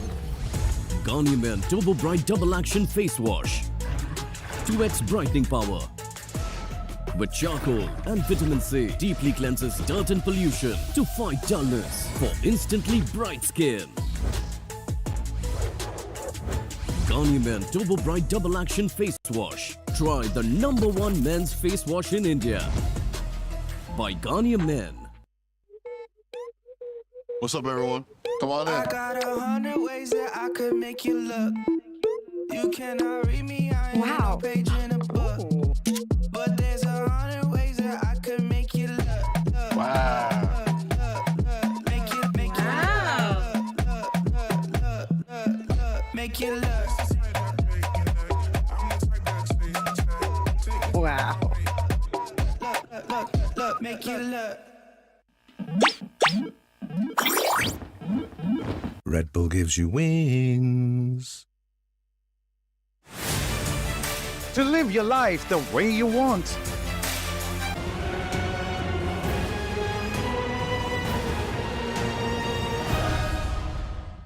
Moments away from heading into the last game of the day. For some teams, still they're not able to find that footing. That momentum is still lost. Team Z is looking to find that. But before we move on to the last game, Google Play Days are live now. Grab the best BGMI offers. What are you waiting for? I mean, get that UC as quickly as possible and buy out your favorite skins out in the game. That's what you always love to do. But for most of these teams, I know they love to take those early on fights, those head-on fights, and guess what? Global Esports reckoning both of the teams that have got a bounty on their head are right now in the lobby. I mean, if you look at every single player's accounts, the in-game accounts I'm talking about, they've got so many skins. It's crazy. It's filled with in-game cosmetics. I know, right? Things you can only imagine about. But yeah, these players are the lucky ones. We're not. Moving forward, Mogo Esports, as I mentioned, the defending champions once again back to the last game. Global Esports is also making their comeback to the last game of the day. They will just have one chance to try and make the impact. If they are not able to do so, once again tomorrow, they will need to try and do better. Team Forever is over here to try and do something, because the previous game, they did go for that third party, sort of worked out, but then later on, things were just in shambles. And since you're talking about things in shambles, we are seeing 8-Bit right now in front of us, a team along with Team Z who've been struggling a lot. But there's one thing you can talk about Team Z, right? At least they've had a chicken dinner, they've had a couple of decent finishes in terms of placement, but 8-Bit have been searching for that for the entirety of the duration, apart from what happened in the opening week itself. We're still waiting to see the resurgence of 8-Bit. Hands down. Carnival Gaming, the first game wasn't too hot. One thing is for sure, we did see the warrior spirit rise up. The Domination Week is something that the teams will need to try and take things as serious as possible. Yes. And if they do not do so, well then the room for error is already less, and you will be moving towards the playoff. No eliminations will happen in this week. Raven Esports, a team that has sort of lost their form. Yesterday they were doing quite great, but at the start of the day, Raven Esports were not able to get that great of a start underneath their belt. Moving towards Iku's Soul, at least they started things off with a chicken dinner, so you can't say the momentum is with them. But then Raven Esports, even they're back in the playing field. So I'm not sure how this game's going to look like. You've also got Entity in this one. So you know, one of the most consistent teams that have been out there, that have been performing out of their mind. And for the one which Fixes just described as well, one of their perfect executes coming in whenever it comes down to the slamming into those compounds. This team is second to none. So you've got to be wary about all of them, all of the big players that we've been talking about. And as soon as we say that, Destro is back into the action as well. The trophy magnet of 2023. Still looking to find the first one in 2024. I mean, for Destro, this year hasn't been too glorified. He's been struggling in 2024. Let's just hope, fingers crossed, then once again the man will be back in full form because he's the defending champion of this tournament, of this Season 3. And for Destro, whenever he's the one to IGL, his team's not been doing too hot. So Destro maybe would need to make sure that the boys are going on an aggressive streak this time, because Destro is playing quite passive. Yes. And maybe that's why he isn't really able to take advantage of the power play and even the bounty system. Or maybe you can also say sometimes the impact system that was there in the previous weekend. But now it's time to get the game face on. Ganya's men, is that what you're talking about? Maybe. Absolutely. Maybe. That's again, you always need to get your game of faces on before the game itself, and that's the best way to start things off. Refresh and then resurge. And since we're on the topic of resurgence itself, Godlike. Again, the second game right now that they're having, and the first one, you could say that they tried. There were some good attempts coming in, but Punk and Z-God are the only two players who've been having some good amount of success or consistent success. Now listen, all of that is fine. Let's focus on the drop collisions that are going to be happening in this upcoming game. Towards Picado, there's one. Towards Los Leones, there's going to be another one. So these drop collisions are something that's going to make things spicy off the rip. As the game starts and as we step into the last game of the day, the plane flat path begins all the way from Puerto Paraiso towards Montenegro. Picado is going to be in reach, so teams like Carnival Gaming, they're not going to have any sort of struggles. But One Blade 2, they're going to make sure that Carnival Gaming will struggle, sort of. As soon as you mentioned they might not have any struggles, I was like, yeah, but that's only going to last for as long as they're in the air. As soon as they step foot into those compounds, you'll be having One Blade on your heels, on your toes, and again, some, wow, players out there just making me jealous at this point. Yeah, they've got some nice in-game cosmetics, but yeah, we're looking forward towards that fight, right? CG versus OB.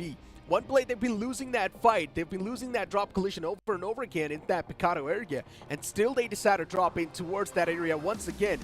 This is being the matter with WSB and Carpe Diem towards Pachinki. True. And just like them, One Blade is also super, super stubborn. Indeed. Quite a few stubborn teams that we have, but again, just as we've been talking about it, I still remember the last time One Blade went up against Carpe Diem on this map, it was One Blade up against Carnival Gaming. It was One Blade who actually won against CG. They just changed their strategy a little bit, and it worked out really well. Wonderful. But something that's very wonderful is, of course, look at this southern part of this map. How many teams are out there? Wait, One Blade isn't dropping towards Picado. Instead, they're moving towards Power Grid. That's surprising. A drop location change. Instead, One Blade, they want to be the one to take the advantage and get the high ground in their hands as soon as possible. But looking at Picado, you've got Carpe Diem and CG in a drop collision. Now, this is going to be spicy. Carpe Diem is a strong team. CG is another strong team. Carpe Diem doing much better compared to CG in the overall standings. So the pressure's not going to be on the back of heads for CG. Ask me what's my favorite gun on this map. You're probably going to say DMR. No, absolutely. Yeah, I mean, I love Winchester. No way. I love it. I love it. I hate that weapon. Super. I don't even know why that weapon is still in the game. No one uses that. True that. But I mean, Mini 14 can be a really good choice on this map. No, it's more of a personal reason, a personal bias. But I mean, when you've got an M4 and a 6X, do you really need a DMR? Absolutely That's not. the real question. Just spray down the foes long range. That's what's been happening for the past years. Years, true. It's a legacy now. Yeah. M4 6X. There's this best thing I would always love to use for trolling, of course, an AKM with a 6X. Yeah. I mean, I miss the shots with an M4 6X. At least I have an excuse ready. That's I've an AKM, seen a man. player use AKM and a 3X in the past, and he was able to do a lot of damage in the lobby. That is true. So it is definitely possible if you know how to control the recoil. And talk about the recoil right now. S-Power's definitely controlling that to perfection. Kamla Boy's taken down way too low. Carpe Diem not in that good of a spot, but S-Power needs to make sure that he's not overstepping the boundaries. He's getting capitalized even from the left lines, and there we go. S-Power gets knocked out, but it's Goblin in the far fray, who's doing a lot of that damage. Confirmations happening on both the sides as Carpe Diem, they lose out on two of their members, and Carnival Gaming now with the man advantage inside of the fight. Carpe Diem in a big world of trouble. It's going to be a 2-on-3. Carnival Gaming, Goblin was the table turner in this fight. He indeed was, but right now it could potentially be Hector as well, as again the last two members of Carpe Diem, they're rendezvousing into that compound on Probably the 4th floor, maybe the terrace. It's going to be important as to how they maneuver from this point onwards, because it's Carnival who found a good opening, as you mentioned. Gobbling with that flank, perfectly turning the tables. The trades were instant and precise. And he survived as well through all of that commotion. But, I mean, here's this thing. Whenever we see a south side lane fly path, it's like inevitable that we see a fully northern-oriented circle. Hey. Yeah. Keep the circle aside for now, but in La Cabrera, a drop collision against Aiku's Soul. Huh? This will be interesting. I've not seen this coming, but it is actually happening. And Aiku's Soul, they've just lost out on Ronnie in that fight. It's not looking too good. It's Raven Esports taking the fight against Aiku's Soul. Oh, you gotta love to see it. That's big. Aiku's Soul, a champions lineup being targeted like that by Raven Esports. Raven Esports hungry for these points because they know the power play's going on. They want to take the advantage of that. Carnival Gaming so far, they've managed to secure 4 points, but in return, they also lost out in Goblin. So now it's a 2-on-2 fight. Or I would just say a 2-on-2 versus a 4 because there's one blade. Hold on. One blade just came into play, but this is what happens when two of the best teams, they collide against each other.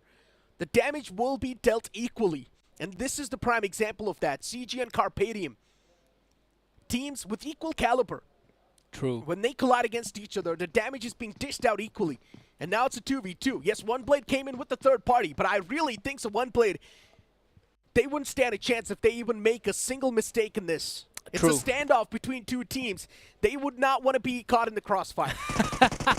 Absolutely correct. With that, you just remind me of a crossfire that One Blade last time, when we remember, got into. When it was Raven versus Godlike back on the map of Erangel. And One Blade decided to third party, and they were the first team to get eliminated in all of that commotion. So yes, that is true. But again, this could also mean that they've got a good opportunity to try and rack up few early points, since it's again the power play working around. They just need this standoff to go in at least one or the other way. Hey, props to Raven Esports. They made sure that Aiku's Soul is not going to stay in their home turf anymore. True. Aiku's Soul on the run towards Torre Muda. All the way to the first time other I've side. seen Aiku's Soul back away from a fight. That too, when Manya is the one in charge. So yeah, Raven Esports definitely quite a formidable opponent, even against a team like Aiku's Soul. This team is being proven volumes against so many bigger orgs. And that's what I love about these newer players, right? Feels like for some reason these newer players are really challenging the OG players in a harsh manner. That's how you know that the new generation is getting that refinement in them. Yeah, they're definitely better. Exactly. They're just showing it off as well. Yeah. We can fight you, we can take your man down, and you would have to run away from the battlefield because we're not scared of it at all. Seems like you can name these people as Inosuke, Tanjiro, as well as Zenitsu. Stop it. I love it. I don't. It's But fine. the standoff continues. One Blade, they stepped in the fight, but they're not even able to get anything done. All they know is that, yes, there's two teams fighting against each other, but where are they? One Blade's got no clue. True that. They know there's someone in the red building, but they do not have the live tracker on that player. Raven Esports, Flock is trapped. He was the impact player the previous weekend, but now the power's taken away from Flock, so it does not make a lot of sense to take this fight, but there's still power play going on. If Flock is able to squeeze one elimination away, that can give him 2 points. True, when it's 8-bit as well on the other side, struggling for form itself. Yeah. I mean, they have been treated as free points by Team Tamilas in quite a few games that we've been witnessing. Team Tamilas isn't playing this game, so for 8-bit, it's a big sigh of relief. But Raven Esports, if they won, they can definitely take advantage of 8-bit's outform. And 8-bit at the top. They've taken a bit of that beating upon themselves. From the back, it's going to be Team Forever 2 stepping in the playing field. A third party from them. Perfect opportunity being grabbed by Ash, but as soon as he catches one, is he going to go in for the confirmation as well? I think so. He wants to get that confirmation with the buggy. Oh, yeah, he got it, So he's going to run away, catching early points as well, because it's a 3-way tie between all of these three teams. The Sensei falls on his knees. Makes a lot of sense. Team Forever Still driving around the players of 8-Bit and Revenue Esports, but it's better for Revenue Esports to take an exit from this vicinity. There's too many players. And Revenue Esports, once again, back in their usual playstyle. They lose out on one single player early in the game every single time. And it happened once again. But this time, they've lost 2 players. Exactly. Getting caught by 2 different teams. And it was, again, them trying to make sure that they would be able to catch 8-Bit, but Team Forever was there knocking on their doors. I don't think so they even knocked it. They just barged in from the back gate. And then it was 8-Bit as well after hearing all the commotion and seeing what's happening. They were able to catch them. It's Sensei 2 from Revenue Esports getting eliminated, and Sensei was the main playmaker. Yes. I mean, recently this man's been looking in form. And now that Sensei's not there in the game anymore, feels like a major firepower. A big chunk of that firepower has been taken away from Revenue. 8-Bit still from the far freights, constantly taking shots against Team Forever with just a red dot. That's insane from Juicy, to be honest. I mean, if it would have connected a few bullets to Uwais, that would have been like mind-blowing. I mean, at that point, it's just some suppressive fire being given to the players, right? So they can make a quick exit. And this is what I'm talking about. Oh, Ash. As soon as they find the moment, they instantly escape away from this entire territory. And Team Forever, if they want, they can definitely defend it down. Aditya gets caught, though, in return. So 8-Bit, yeah, they do not get away harms free. They get away with the cost of Aditya. Confirmation instantly follows up from Oasis. For Team Forever, I guess, considering they got the confirmation in the power play itself, that's going to be 4 points. Yes. They're going to be super happy with that. Because with these 4 points, they also hit the century in those points, and they're still at 11th spot. So that's a big thing that we've been. Oh, here we go. One blade about. Running thin on the patience. Finally, they make the push happen. The man's still alive. Neo was staying alive for quite a while there.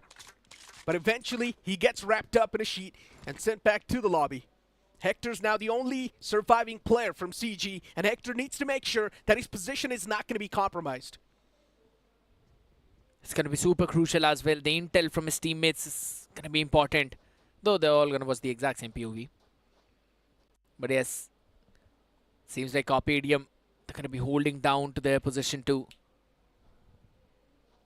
But the whole point about this entire commotion is, again, look at the circle and look at the amount of teams that are driving in on the exact same route from down south. It's Reckoning, Team Z, Godlike.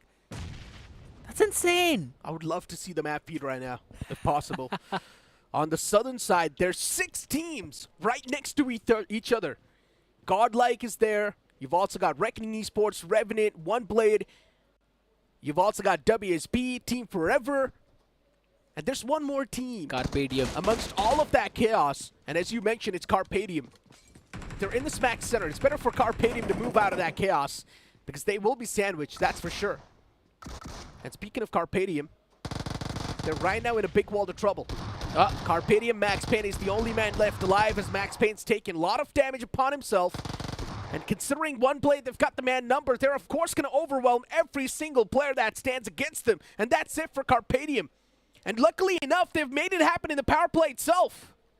What a perfect timing coming in from the side of One Blade. Catching in all the players that were available apart from Hector as he's on his run.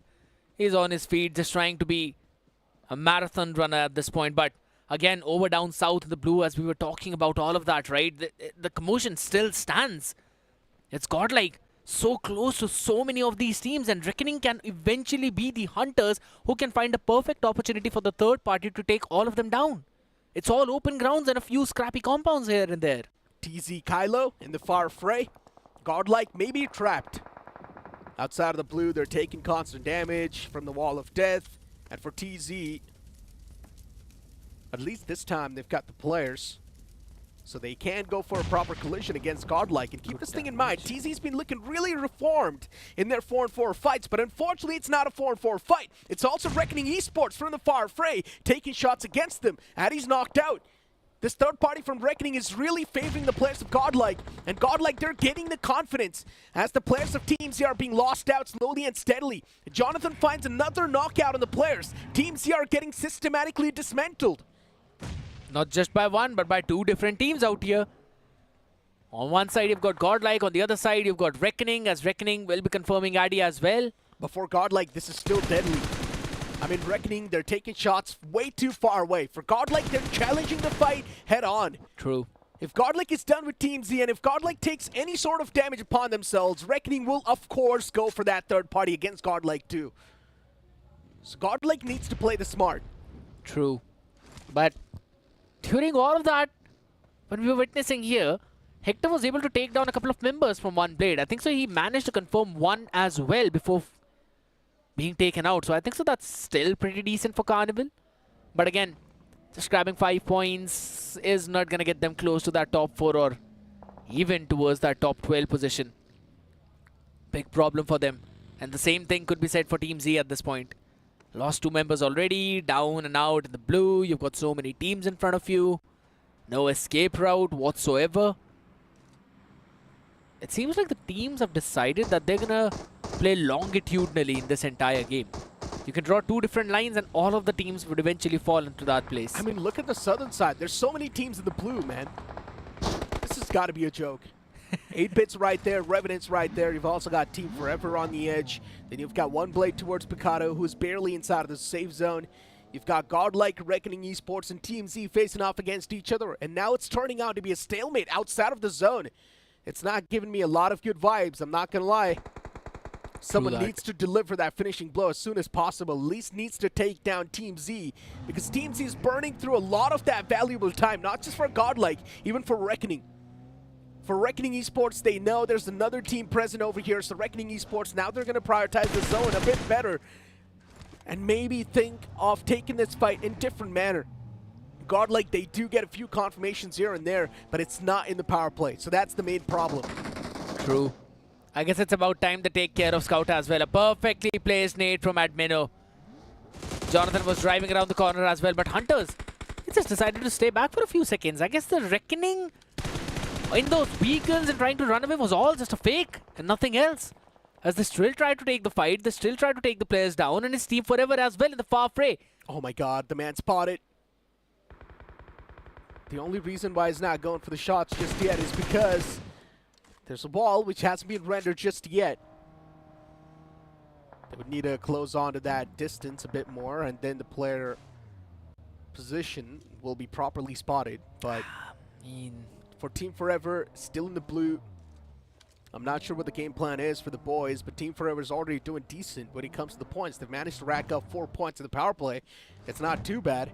That's a nice head start. They can now focus on winning the entire game, because if you look at the centric part of the circle, it's Global Esports playing right next to the players of Team X-Spark and WSP. True that. But finally the teams have decided to go in for the disengage and move in towards the circle itself. Taking that gap slowly and steadily. We'll be trying to take that space. But where are they going to breach in from? That's a big question right now. Again, it's a big circle. There are a lot of compounds that you can work around with. But when you look at how you really want to develop into the stage 3 and stage 4 circle, I don't think so. You've got a very good positioning here, because every other team can easily build upon what they already have right now. Raven's been occupying the entirety of the west. Only east is the area that's empty. But again, that's also the place where you don't really have solid compounds. More or less like some decent amount of hills to work around with. What's this to Esports in the Smack Center controlling Hacienda del Patron, the house of the boss. Raven Esports playing from the outskirts, from the off-centric spot. Even Raven's going to be another formidable opponent to watch out for. And the next circle shifts right on top of Raven Esports. This is the exact thing that I was mentioning. And Raven Esports, with this shift, they found themselves in the best possible advantage. They've got the high ground to play with. They've also got so much cover to play with. They've got the land area secured as well. So everything's looking really good. All of the teams are going to try and converge now. It seems that's going to get pretty messy right after this circle itself. I thought maybe it's going to take a couple of more, but it's just the way how all of these teams are positioned, and Reckoning can still take the route all the way from Crater Fields and then can try to pounce onto the members of Raven, but it seems like they're going to be taking that entry from the southwestern part itself. But again, all of these repositions, all of the shifts that's coming in, Raven have left their position, and Entity are the ones who are trying to take some of that space away. Entity is slowly and steadily inching towards the centric spot from the northern side. Oh, and even Reckoning Esports is there on the left lines. But yeah, I mean, towards Picado, it was quite a fight. It was back and forth. But as I mentioned, this is what happens when two teams with equal level of caliber, they face off against each other. The damage will be dealt equally. It will be chaos all across that area. But for now, it's Mogo Esports towards Hacienda del Patron. A while ago was the players of Wasista Esports, but they've given away that spot considering the circle shifted to the left side. Understandable as well, but again, all the positions are going to be crucial too, because look at how Soul is playing. Manya is on one side, and then you've got Nakul and Joker playing in a split of a 2-1. They don't have the numbers, but they have got information. And guess who's between them? Global Esports. There's still a lot of things, a lot of problems that might come in between, but at the same time, you know, Manya can always play as a spoiler for the opponents. But look at the amount of teams all the way towards this southern part. The entire southern hemisphere of the circle is just filled with rainbow colors. I mean, the entire zone's now starting to be stacked up with colors, right? Reckoning Esports is still there on the left lines. As long as Reckoning is alive, for Raven Esports, there's a constant threat. They're right behind Raven, too. The backs are quite exposed for Raven. They need to watch out, but I'm pretty sure there's one man at least looking at the back lines. But will they be able to react in time? That's my question. One blade underneath them with a three-man squad. One blade is still alive towards that area. They have repositioned themselves in quite a good fashion. Aiku Soul up against the team of the Flood, and Global Esports already losing out on two players off the rip in this fight. Manya gets knocked out for now, but Aiku Soul, Manya, valiant effort in that fight, though. That was a valiant effort, as you mentioned, but after hearing all of that commotion and seeing the finish speed, Revenant are trying to bounce on. Does Slug. not matter. Slug with some insane shots will be traded quickly by players as well. Trades happening back and forth in this fight. Global Esports and Revenant Esports facing off against each other. Revenant quite quick to make the call. Seth was knocked out, but that's where it's going to stop. It's just a knock, not the conversion. While Slug will be instantly converted. Global Esports still a three-man squad. They can make a lot of things possible. Revenant Esports with a man deficit. It's not going to look too good for the boys. Even the Wall of Death starts to move up. And Blaze, he's going for the revival. Nate's being tossed a little bit short.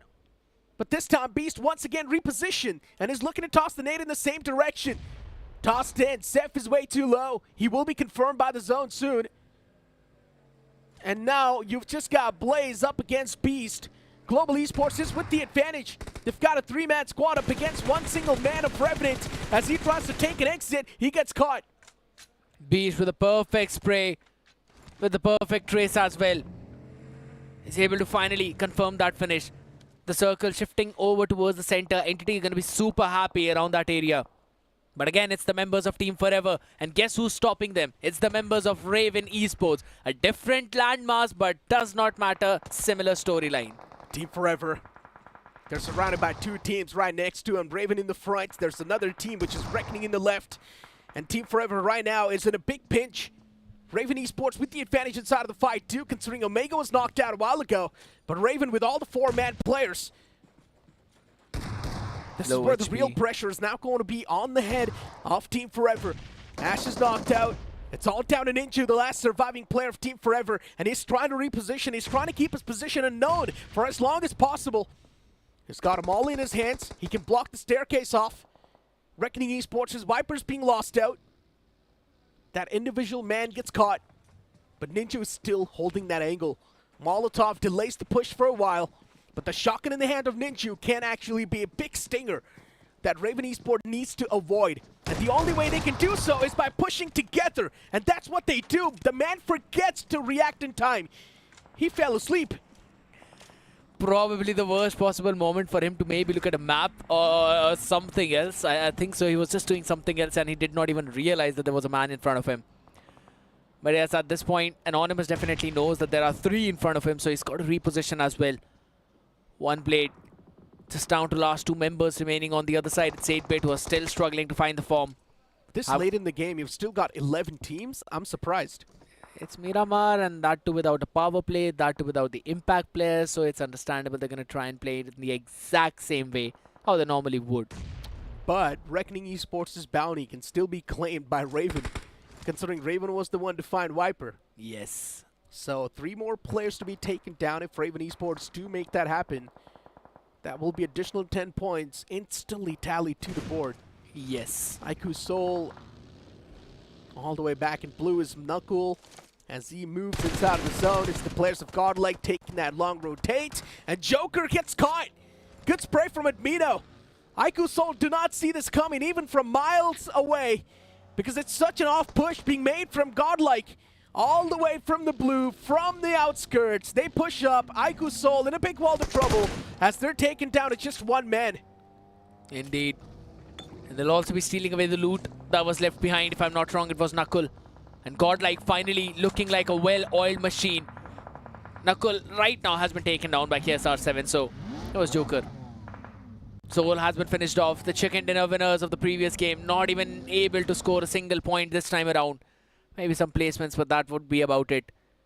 1 blade in a far spread position. Most of these teams are actually doing the same thing. How are there still 10 teams with 34 players and it's stage 5 circle already?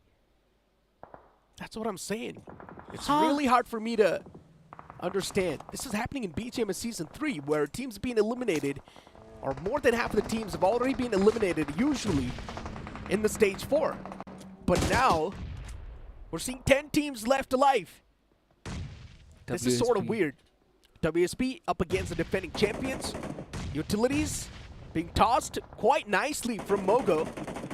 But WSP as well is not that far away. Just a bit off the mark. Mogo Esports, they need to come up with a quick readjustment. But I'm not sure how long that's going to take. A beautiful Molotov. It might just find the mark. Godsy's low. WSB's not feeling too hot in this fight, but Destro getting capitalized from the back. It's Global Esports now knocking on the doors, and even Vasista Esports, they're here with the third party. Oh my god, what a 3-pointer from Shikari Jord from downtown. Pulls out a Kobe, and now Mogo yet again in the same desperate situation where all 4 of the players are together. Just 1 nade can do the trick. Yeah, and Shikari's constantly tossing those utilities.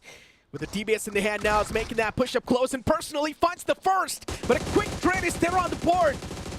And that's why Mogo Esports is still left alive inside of the game. Mogo Esports, they've got so much to deal with. There's also Global Esports in the sidelines. Oh. Eventually, the last man gets ran over. But now it's time to deal with Vasista Esports WSP. You can't just settle down. It's a big, big problem as well, because even the blue has started to make a move. And it's going to do a lot of damage to you. And it's not just here. We're going to have action all across the board, because WSB is on a move. They're going to be gate kept right now by Vasista Esports. They've got such a great positioning. Some hard covers as well on the other side. Oh, Godsey could have found the knockout. The man was out in the open, but some good maneuver from the opponent. WSP, no vehicles to play with. The players on foot. Raven Esports. Oh, aim god saves the day for the team. Bounty. Raven Esports, they're looking good. And as you mentioned, they wiped out Reckoning Esports. Have they claimed the bounty? That's my question. Yes, they should have. All the players were taken down by them. Nicely done. 9 finishes. That's important. Additional 10 points. That's 19. And if Reckoning Esports end up securing if the opponents, they end up securing this entire game, that will be additional 10 points. So this might just be a nuclear performance on the way for Raven. Indeed. And they've got all the 4 players alive too, so that's the cherry on top of the cake right now. Another good position would also fall into the hands of the members of God, like if they are able to make this push against the members of Entity. Because they've been covered by the hills from some part. Again, it's Raven as well. That can potentially do the same thing. They just don't want to be caught in between, right, in this crossfire, because Vasista Esports, they're basically out, all the way out. They've got to make their move. It's going to be super difficult, specifically seeing the form that Raven is in right now. They're not going to miss the shots. Yeah, Raven from the top. Just raining down Hellfire. Entity up against Godlike in the front. WSB Zerif gets taken down by the play zone. The only reason why WSB is struggling right now because of the play zone is because they've got no vehicles to rotate quickly. One blade underneath the plates of Raven Esports. That should be some free points, some scrap to be accumulated. As AimGod is feeling himself. 5 eliminations already secured. Raven Esports, they're doing so good in the field. True. All the players pushing in tandem. One blade needs to be taken care of. There's another team on the other side. It's going to be Basista Esports. Even Entity Gaming is starting to create some problems, but the smokes are being tossed to perfection. Raven Esports are getting some cover because of that smoke, but that smoke's not going to block the bullets, so the spam from Entity can still be deadly. Not a lot of bullets right now remaining in the magazine, but Raven, they want to try and pounce onto the members of One Blade right now. They want to take these scrap points into their own hands. Do not want Blue to take care of it. Anonymous will finally be taken down by that Molotov. It's KSR7 with the DBS in his own hands. But look at the patience that's coming in. But AimGod, in the meantime, is able to take care of Jonathan on the other side. Raven are taking 2 different fights on 2 different fronts. They're winning all of it. This is beautiful. 2 players at the top, 2 players at the bottom to deal with One Blade. It's incredible. Raven Esports' communication is insane. The team plays looking on point. AimGod pushes up against Godlike. He wipes him out as well. And now it's their time to face off against Entity. But Entity, they've got the higher ground. Entity, they've also lost out on Somraj. The man is knocked out for now, but the revival is definitely coming through. So the man will be good. But a beautifully placed nade from Equinox is going to catch AimGod as he gets knocked out. Entity, they're looking really dominant in this fight. But still the zone is going to be favoring the players of Raven Esports. 2 of the players still outside. Entity Gaming, now it's time to make that push, considering they've got the man advantage to play with, but a man gets scratched up quite decently. It is highly important for the members of Raven to try and catch all of those players when they're on their way to rotate. But I was about to say at the same time that as soon as Raven decided to go in for that push against those 2 teams, that's a questionable decision. That's a very big questionable decision. It should be done and dusted right now. He wins that duel. Hulk still won that duel somehow. What? Raven Esports' Hulk is still alive. Eventually he gets taken down, but Entity, now they're down to a 3-man squad. A 1-on-3 seems possible to me. And that too, you've got Reaper to face off against. He's got a smoke trail in the front, but the smokes are now going to start to fade away soon. Reaper, this man has pulled off some incredible shenanigans in the past, but unfortunately even the wall of death now is going to start to move up. He's still trying his best to fight back, but now he's cornered and he can't do anything. It's Entity to close the day off with a banger of a performance. Entity doing a phenomenal job, but at the same time I think so it's Raven who should be on top. Oh yeah, claiming the bounty, getting more than 10 eliminations. That is insane. But Entity getting an important chicken. Additional 6 points when it comes to the position as well. True. You got to give it to the boys of Raven. I mean, yesterday they were back in form, and today they continue the form. Let's move on to the stage for a short interview with Entity. Secret शायद आपको नहीं पता होंगे because जब matches होते हैं तभी आप लोग इन लोगों को देखते हैं. सोम, हमारी एक हल्की सी बात हुई थी just before the day started.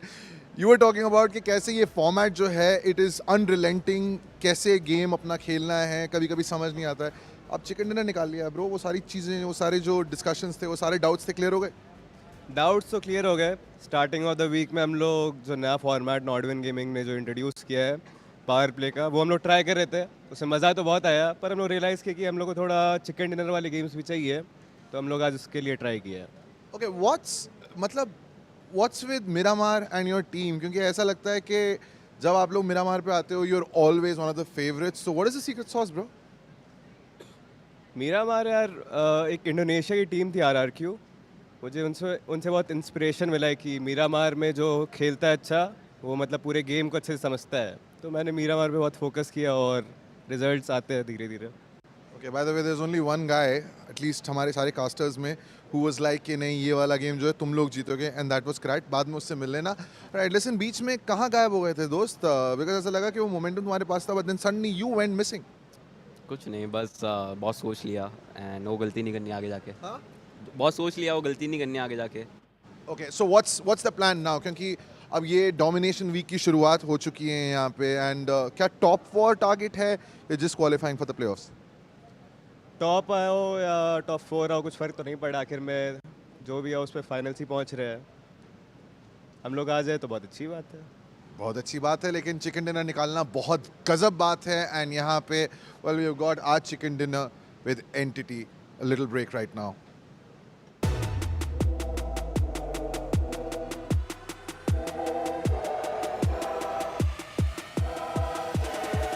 Lineup बदला है, इरादे नहीं।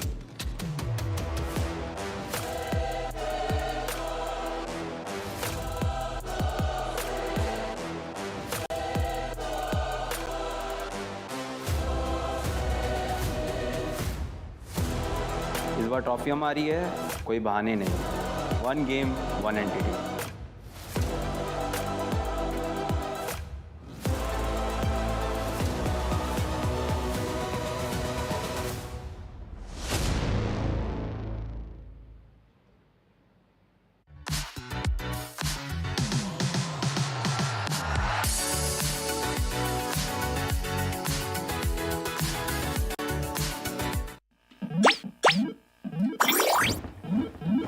Red Bull gives you wings.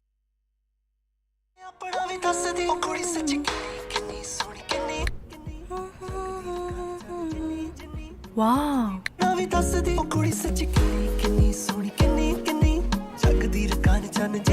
Circle to search. Only on Android. Another day, another road, and we go. Arrive with a win, moving up, we know where to begin. Wicked on the wheels, get wicked on the wheels. Arrive we go. Wicked on the wheels, get wicked on the wheels. Another day, another road, and we go. Shave it, shave it, shave it, shave it, shave it, shave it, shave it.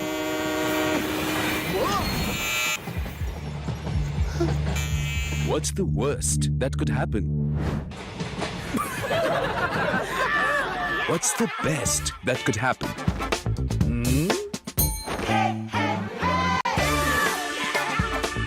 Philips One Blade. Move fearlessly. Innovation and you. Philips.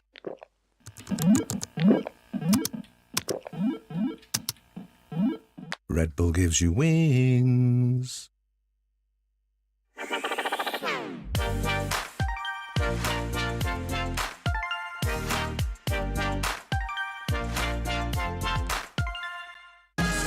Time to test the waters.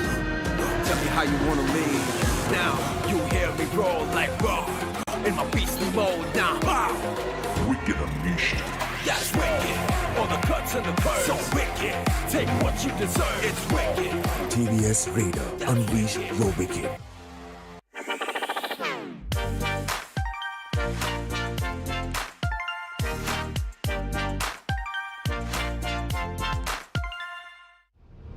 Everywhere I go, dirt and pollution dull my skin. Garnier Men Turbo Bright Double Action Face Wash with charcoal and vitamin C deeply cleanses dirt and pollution for instantly bright skin.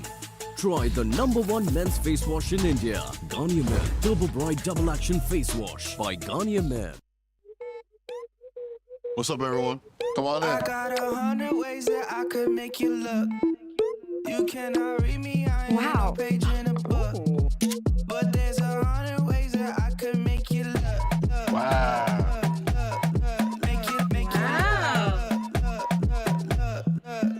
Make you look. Wow. Look, make you look. Red Bull gives you wings. To live your life the way you want. Compete like the toughest challenger. After a miraculous chicken dinner for the boys of Entity, the patience finally paid off. But looking forward towards Raven Esports' points as well, because they managed to claim the bounty against Reckoning. Absolutely, I'm super excited for that. But again, it seems like they had the game of aces on with Hands the down. Garniers Men Ace Wash. And you do not want to miss out on that, because again, using that, you get a different type of buff. I know we've been talking about that. And I believe the MVP of the previous game also had the similar thing, as Aim God has 8 finishes.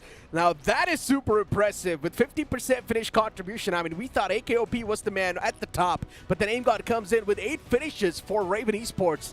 Indeed, the man was going all out. Best companion is going to be Anonymous once again for One Blade. This man is just the best companion, the support player, but Anonymous is actually also the major table turner for that lineup. I still remember the possibility of that 1v3 that almost he made it happen and won the game of Erangel against Revenant, but it's absolutely fine. Raven with 33-point banger. in this one. Oh my god. 17 finish points in total, 16 total finishes. Do they make it in the top 4 now? That's my question. N3 with 16 points. Yes, they're trying to keep up with the consistency. But then Godlike is there with 14 points as well. They're not doing too bad. But looking at the latter half of the board, IQ Soul, after that win in the first game, it's a complete drop in the performance. It's like in one, they're going to be on top, and in the next one, they always move down. It was again the members of Raven Esports as well, if I remember correctly, who pushed them all the way back over towards the Campo Militar area from all the way towards the top left of that one. That was perfect play coming in, and they clearly showed that they were feeling it for this one. I mean, in this BGMS, there's so many teams all the way moving outside of the zone for the fights, and it's just really weird, right? Usually, it's better to stay inside of the safer zone, but these teams are moving outside of the safe zone to take the fights. But this is how the action kicked off in the previous game. A fight between the players of CG, and then later on, where Carpedium sort of choked that fight. He was also one blade with the third party, and they were the one to sort of be the sweepers. Yeah, indeed, that is true. Able to quickly finish that off as well. Plus, there were some awkward engagements going out all around outside of that circle towards the southern part as well, specifically this one itself, wherein we also saw the members of 8-Bit, Revenant, Team Forever, all of them were taking out fights in such an open area, but Entity as well as Raven, both of these teams performed phenomenally in that previous one, and as soon as Raven decided to go for this push, Entity took their space. Yeah, that's where the problem came in, right? I thought it's a 2-2 split going for Raven, but then later on they committed all the players underneath, and that's where the players of Entity Gaming had the high ground advantage, and that's where they dished out the major damage. Raven Esports, they made a desperate move, but I don't think so they even cared about securing the chicken dinner. They just cared about the points, and they knew they already have a lot of those. Indeed. I mean, chicken dinner would have given you, what, 4 additional points out of this? And right now, they managed to grab so many finishes, finishing off Godlike, taking care of one blade, out of this world play coming in from this team. But it's time to relive the moments with Philip's one blade moments of the day. Things started off a fight between Carpedium and WSB, where WSB once again got outruled by Carpedium. And I think so now, WSB, it's time to stop being so stubborn. Maybe look for a different replication. They have to find some patterns. They have to find some similarities as to what's been happening consistently, because we've been seeing them so many times not being able to win those fights. But on the other side of the spectrum, though, One Blade, they definitely showed up some signs of life on their own side. Vasista Esports, the first game, not very good. Second one, they kind of tried to make that comeback, but this bounce on the members of Godlike by Team X-Park, they definitely showed the sparks right now. Yeah, rough luck for Godlike in the first game, but then later on, Reckoning Esports' Hunter to put the nail in the coffin against the gods themselves. And it was Aiku's Soul to secure that chicken dinner. As Manya mentioned, it was quite lucky. We did not even do a lot to secure that chicken dinner. It just came and directly fell in our arms. Moving towards the second game of the day, the intensity definitely rose up. As the plane flat pad started all the way from Puerto Paraiso, it was not looking too hot. But then action kicked off between Carpedium and Carnival Gaming, where in the end it was just a 2v2, but then a third party came in, a cleanup crew came in the name of One Blade. Yeah, they were trying to find those opportunities, find those extra bit of finishes as well, and then all the way down towards the southern part where we constantly saw those fights happen. Godlike pouncing on the members of Team Z, and it seems like Team Z are again on the same route of not being able to close out the games, not being able to win those important duels. I mean, the same thing can be said for Revenant too, right? They had one chance to prove themselves, and they also had the momentum to play with, but they still messed up. Revenant wasn't able to do a lot. They got kicked out of the game quite early, and then Raven Esports, it was just them dominating the entire ground. Entity, they won the final fight against Raven where it mattered the most. They did secure the chicken dinner, but still, majority of that chunk when it comes to the point was secured by Raven.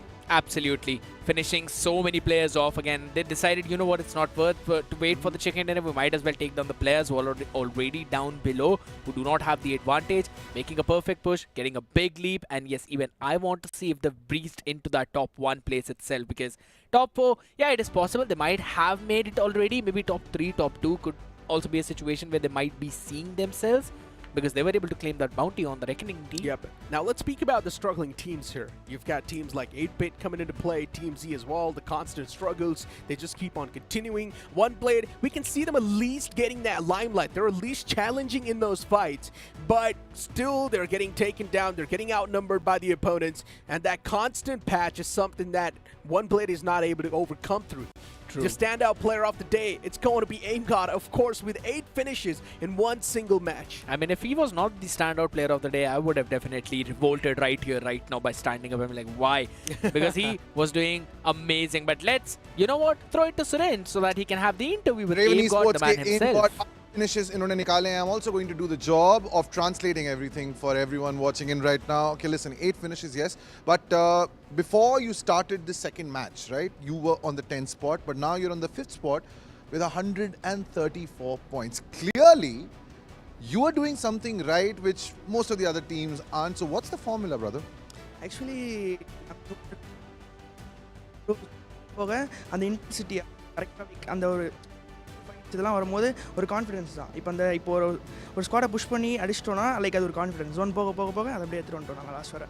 Listen, I think pretty much आप शायद कुछ keywords वो समझ चुके होंगे that zone two zone खेल रहे हैं और जब 4v4 वाली फाइट होती है, जब ये उन्हें मार गिराते हैं तो वहाँ से उनका कॉन्फिडेंस जो और बढ़ जाता है. Let's just talk about the teams in the fray, right? Because 20 teams and there some high profile teams. Soul है, गॉड लाइक है, रेवेनेंट है, एंटिटी अभी जो मैच जीती है अपना, इसके अलावा मोगो है जो डिफेंडिंग चैंपियंस हैं. You're not one of the high profile teams. Does that work as an advantage or does that work as a disadvantage? Actually advantage தான். இப்போ ஒரு 4v4 எடுத்து நாங்கள் வந்து ஒரு பெரிய டீமை வின் பண்ணுறோன்னா அது ஒரு பெரிய கான்ஃபிடன்ஸ். அதை அப்படியே கேரி பண்ணி லைக் அது இப்போ எதுவுமே தெரில எந்த பெரிய டீம் லைக் அப்படிலாம் கிடையாது.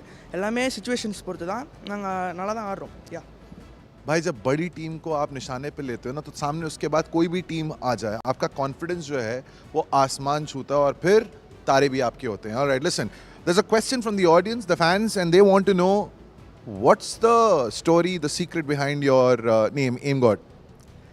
It's 8 kills, like 8 kills எடுக்கிறேன்ல AimGod. That's समझ आया? 8 finishes निकाले हैं, नाम अपने आप आपको समझ आ गया होगा. That's the reason why it's AimGod. Standout player of the day, AimGod from Raven Esports. Boys, take it over. Individual standout player of the day for Raven is definitely AimGod, but I still remember Reaper and AimGod. This duo is super deadly. I've witnessed this duo in the past in an official tournament, and I know what this duo can make happen. And then you add on Hanzo with that too as the support player, it's just the cherry on top of the cake. The positioning of this team is always on point, and they're never scared to take those fights. As AimGod mentioned in the interview itself, whenever they win that first duel, whenever they win the first engagement, it gives them the confidence, and then they roll on that confidence and snowball uncontrollably. And this game was the result of that snowball. This is what I mentioned, right? If you do get the first squad wide off the rip, that's going to be a major confidence lifter. This is what I've been mentioning over and over again from the start of the day. And that's what teams need to realize. There's so many teams playing it super safe, and that's why they're not even able to get a lot done in the points table. You might as well try to take the advantage of the power play. At least try and get one squad wipe, because that's going to elevate your confidence so much for the rest of the game. Yeah, I really feel at this point that I'm pretty scared for Mogo as well as for Team X-Park, but TVS Raider wicked moment of the day, and Wizjord, obviously the man himself, sitting on that Iron Man edition. Looks super good, but it's not just all about the looks. There's also a Smart Connect version with 99 connected feature, and guess what? It apparently comes with a 5-inch TFT screen too. Now, isn't that super wicked? It absolutely is, and as I mentioned, Wizjord sitting on top of it, it looks even better. But you know, there's one more thing that looks even insane right now, and that's going to be seeing where Raven has made into that leaderboard against Suren. I guess he mentioned it was second. Yeah, I think so. Top 2, hands down, because Raven Esports, that was a magnificent performance, so they should be there in the top 2. And AimGod managing to get 8 finishes. If so much of the hard work is still not going to put you in the top 4, then it will be disappointing, right? They have to be in the top 4. Yes, absolutely. But again, which team have they pushed down backwards as well? That's going to be a big question, right? Because we were seeing so many of these teams up there, up close to each other. It was Soul, it was Revenant, separated by 3 points. Then, of course, it was Soul who got the chicken dinner, Revenant pushed backwards. But then also Godlike making their way a little bit. Maybe they've reached out towards that 12th spot, maybe 11th spot. But yeah, for all the other teams out there, specifically Mogo and all those teams, I mean, I want to see more from them. But this is what I was about to mention, right? The concerns keep on rising for teams like Carpadium Vasista, because now they're being shifted back even more. Raven Esports on the 8th spot, Aiku Soul on the 9th, and then you've got Entity on the 10th. The top 4 is clear. Global Esports being pushed all the way down to the 4th. Team Tamila still on the 3rd. God's Reen is on the 2nd, and Reckoning Esports still at the 1st spot. No one's taken that away from them for a while because they've built a decent cushion for themselves. And it was all thanks to that one nuclear 49-pointer performance that they've made this amazing cushion. But on the other side of the spectrum, on 11th, we've got Orangutan. There's Team Forever following them up closely, shying by 3 points. There's One Blade on 93. One Blade's made a pretty decent lead because I remember seeing this entire team over in the bottom 5. Now they're at the 13th spot. I mean, One Blade are squeezing those constant points, right? They're getting those 6, 7, 9 points here and there. But they're not able to have that one single big performance that's going to keep them in the first half of the board. But that'll at least keep them closer to that top 4, right? Now, but the only thing the teams on the latter half of the board can really hope for is the power play going in their way much better. Or when the weekend arrives, the impact player is able to get a lot of finishes. I mean, at this point, you also want some inconsistency from the first half of the leaderboard as well, let's be brutally honest. Because the way how they have been performing, it has been ginormous. I'm sorry for that. Every single team in this situation, they've been making sure that they get all the finishes that they really need, also while getting a decent position in the leaderboard, and that has been missing from every other team down bottom. I mean, speaking of some of the teams at the top, right? Team Forever was also there on the board for a while. True. And for Team Forever, the dip is clearly noticeable because we witnessed the rise coming in the previous week, but then later on the inconsistency hit them, and Team Forever was not able to rise up the same way that they did in the first week. True. And it's not just them. Even CG, there's been a dip in the performance, and even for CG, they're not able to find that proper footing. There's also one team, WSB. They've also got a chicken dinner. This team performed out of their mind and now are again towards the bottom Nowhere half. to be seen. Exactly. Can't even see them in that top leaderboard itself. So a lot of inconsistencies coming in. I mean, look at 8-Bit in the opening week. This team was dominating, and now look at them. Nowhere to be seen in the overall standings, right? All the way at the bottom. And even for Team X-Park, it's a champions lineup. Recently, they have won a championship in the official tournament. And now X-Park is struggling in the BGMS Season 3. X-Park is one of those teams that the other teams are scared of to take a 4-on-4 fight. And now they're struggling in those 4-on-4 fight. What exactly is going wrong? I think so. It's just Raven, Reckoning, and all of these teams that you do not really expect them to step up. And they're again, as we mentioned, putting up ginormous performances. You do not expect these teams to perform so very well into those duels, but it just seems like the communication that we've been witnessing from all the other teams, it's a little bit different when it comes to BGMS Season 3's entire format that wants to bring out, right? It wants those crucial micro decisions in those microseconds that even if you've got bad weaponries, how are you going to approach a specific fight to get the best out of it? And Raven and all the other teams, it just seems that they're a little bit better into that. But a team that has been super consistent, hands down, has to be Entity Gaming. Yes. They have been so good. Every single game, if Entity is playing in there, they will always get some sort of points in their hands. That's going to keep them pinned down in that same spot. But let's move on towards the most wicked players, and that's going to be Maxi at the top with 30 finishes. It's going to be Hunters on the second with 29 finishes, Altu on the third with 28, AimGod with 27, and AKOP with 27. Now, there's not a lot of finishes differentiating between the first and the last. Absolutely, just a bit, but again, AK after that 1-9 finishes nuclear performance has also gone silent, because I remember he was on 24 at that point, has managed to get 3 only, and then we follow it up with Nakul, who again was at 1 at a certain point when he had 20 finishes, and now he's down to 26. A little bit of a problem out here. Yeah. Fury from God's Reign with 26, and then it's Kamla Boy from Carpedium. We've been mentioning about that, and Ninja Boy Anonymous 25-24 as well. So you've got some hitters, but you need at least 2 of your team players to hit just as hard to make sure your team remains in top 4. I mean, at this point, whenever I see Anonymous name, the first thing that pops up in my mind is the best companion, because he's been there on the board throughout the entire day today. For One Blade, I'm not sure what the struggles are, but still they're doing decent in the overall standings. They've still got so many more games to go, so One Blade, they can definitely establish that comeback before One Blade to do so, and if they keep on playing the same way, they just need to cross their fingers and hope that the teams at the top, they screw up majorly. Yeah, but that as the teams at the top, they keep on building up that cushion for Vasista Esports, Carpedium, the pressure keeps on amping up. Yes, absolutely, because Vasista were on first and second spot for the longest duration, and now they're nowhere to be seen even in the top 5. They've been dropped down to 6th place, if I'm not wrong. So that's a big red signal for them. They've got to make sure that whatever was working for them early on, they can try and make it work yet again. And as you mentioned for Carpedium as well, they always get a buffer whenever they're playing in the map of Erangel. I know I'm saying that it's pretty harsh on the members of WSB, but that is exactly what's been happening. Those consistent 6 to 8 points that have been going in their pocket has been giving them a cushion. But here's the thing. They don't go out unscathed. They always lose a member or two.